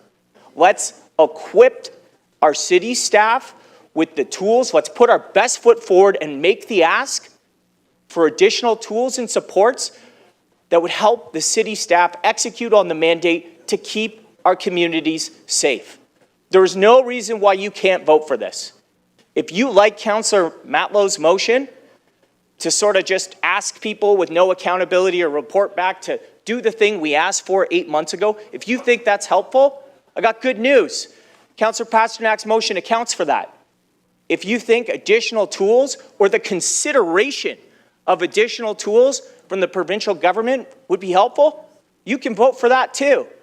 And just to clarify, and to make sure that we're not thinking that this impacts collective bargaining or labor rights or petitions, we've put that in this legislation too as well. We've put that in the motion. That is not the intention. We are protecting places of worship, faith-based institutions from the type of hate that has been allowed to permeate on the streets of Toronto for the past 8 months. It's unacceptable. I'll leave you with this. Councillor Pasternak, he is the mayor's envoy to support anti-hate. This is the guy on council that the mayor has tapped to support anti-hate in this city. This is his motion. This is his amendment. If we support him in that position, we ought to support him today with this motion. I'll leave it there. Thanks, Madam Speaker. Thank you.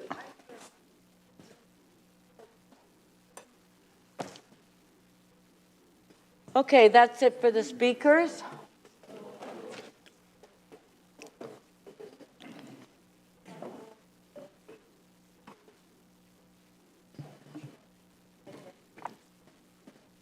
Mayor, did you want to speak? No, I just heard that I'll stop being accused of having no accountability.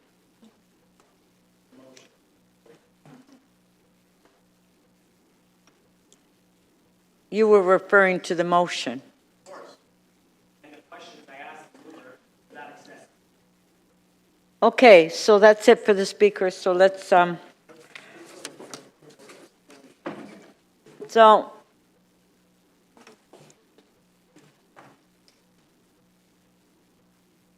Could I have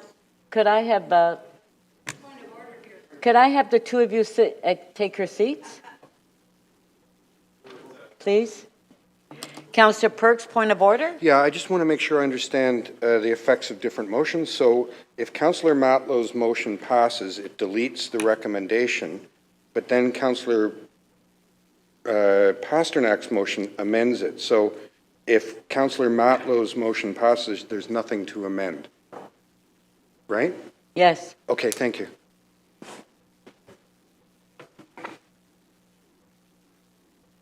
So is everybody clear on that?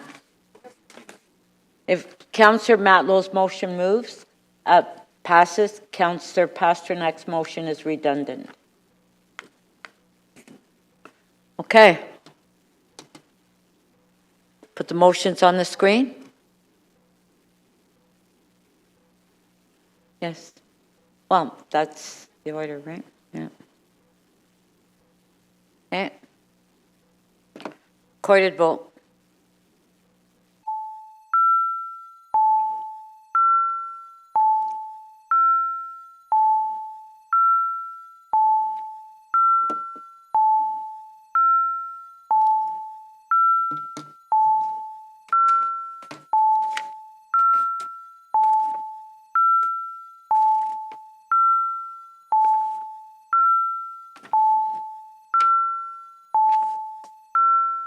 Councillor Crisanti, may we have your vote, please? Councillor Carroll, are you able to vote using the system? No, I'm not. I'm voting in the affirmative on this. Thank you.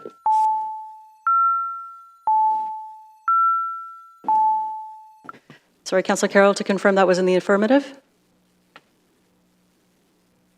Yes, in the affirmative on Councillor Matlow's motion. Thank you, Councillor.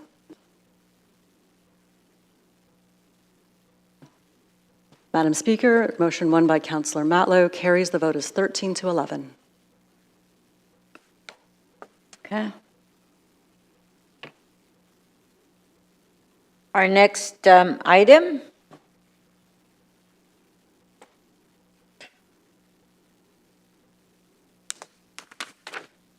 Councillor Bradford, MM 18.24. You held down? To protect small businesses? Yeah, I'm happy to release that. You'll release it? Okay, recorded vote.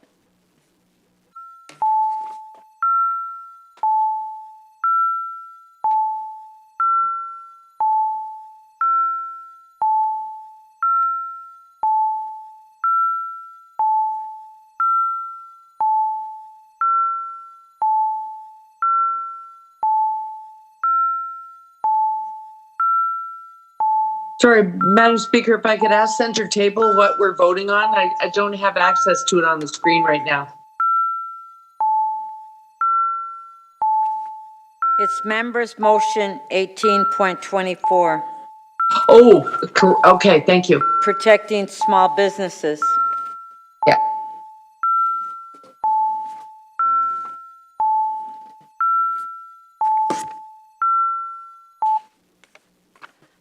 Councillor Carroll, may we have your vote, please? Yes, I'm voting in the affirmative. In the Thank affirmative, you. thank you. Madam Speaker, the motion to adopt the item carries. The vote is 21 to 1. Okay. Now, members, the city clerk has advised me that additional materials are now available for members' review in the clerk's meeting portal, MM 18.37, Artscape, receivership, and then CC 18.2, which is the item that Councillor Chang has reopened.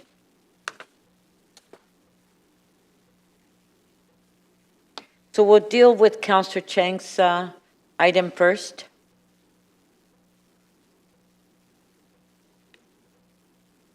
Councillor Chang? Yes, I'd like to move a motion. Okay, there it is on the screen. So it's to remove delete the attachment that was attached when we approved it, and instead replace it with a new confidential attachment, which is what you have access to now in the portal.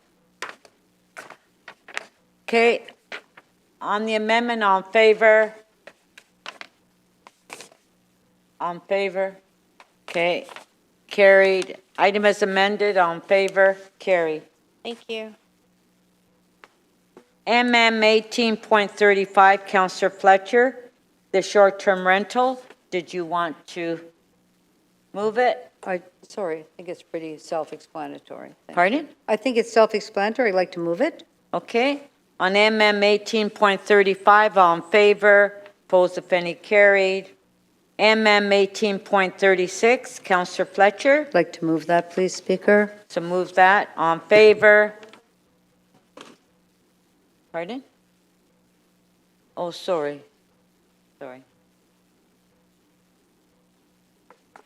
Councillor Bravo, MM 18.37.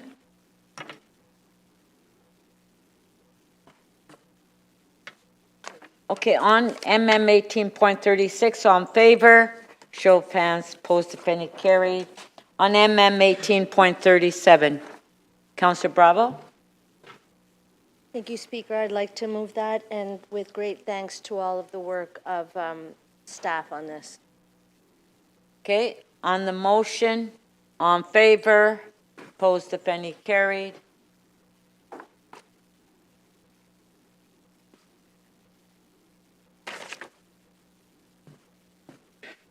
Clerk is...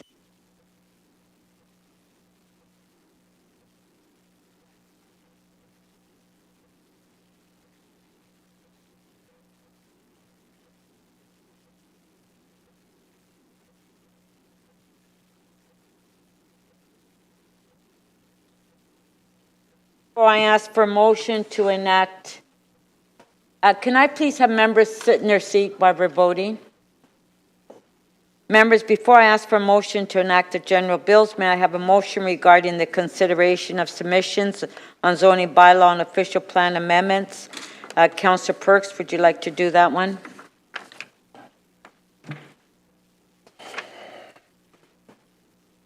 Speaker, I move that the committee and council considered submissions in making a decision on zoning bylaw and official plan amendments. On favor? Carried. May I have a motion to introduce the general bills? Councillor Pasternak.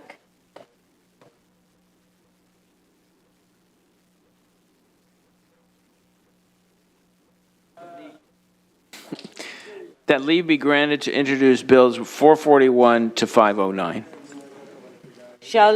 Councillor Perusa, please. We're in the middle of a vote. Shall leave be granted to introduce these bills? All in favor? Show of hands. Carried.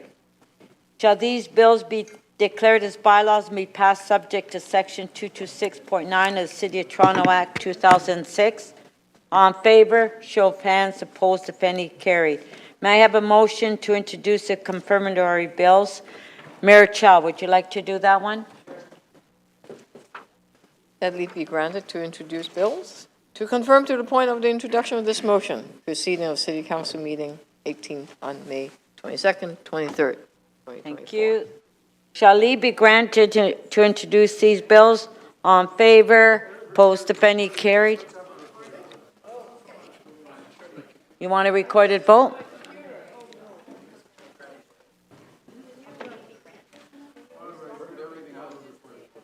Pardon?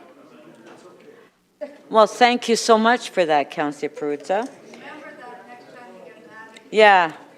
Well, you know, we're in the middle of a vote. It's really rude to disrupt. And Councillor Pasternak, Councillor Bradford, please, we're not finished. We have another vote.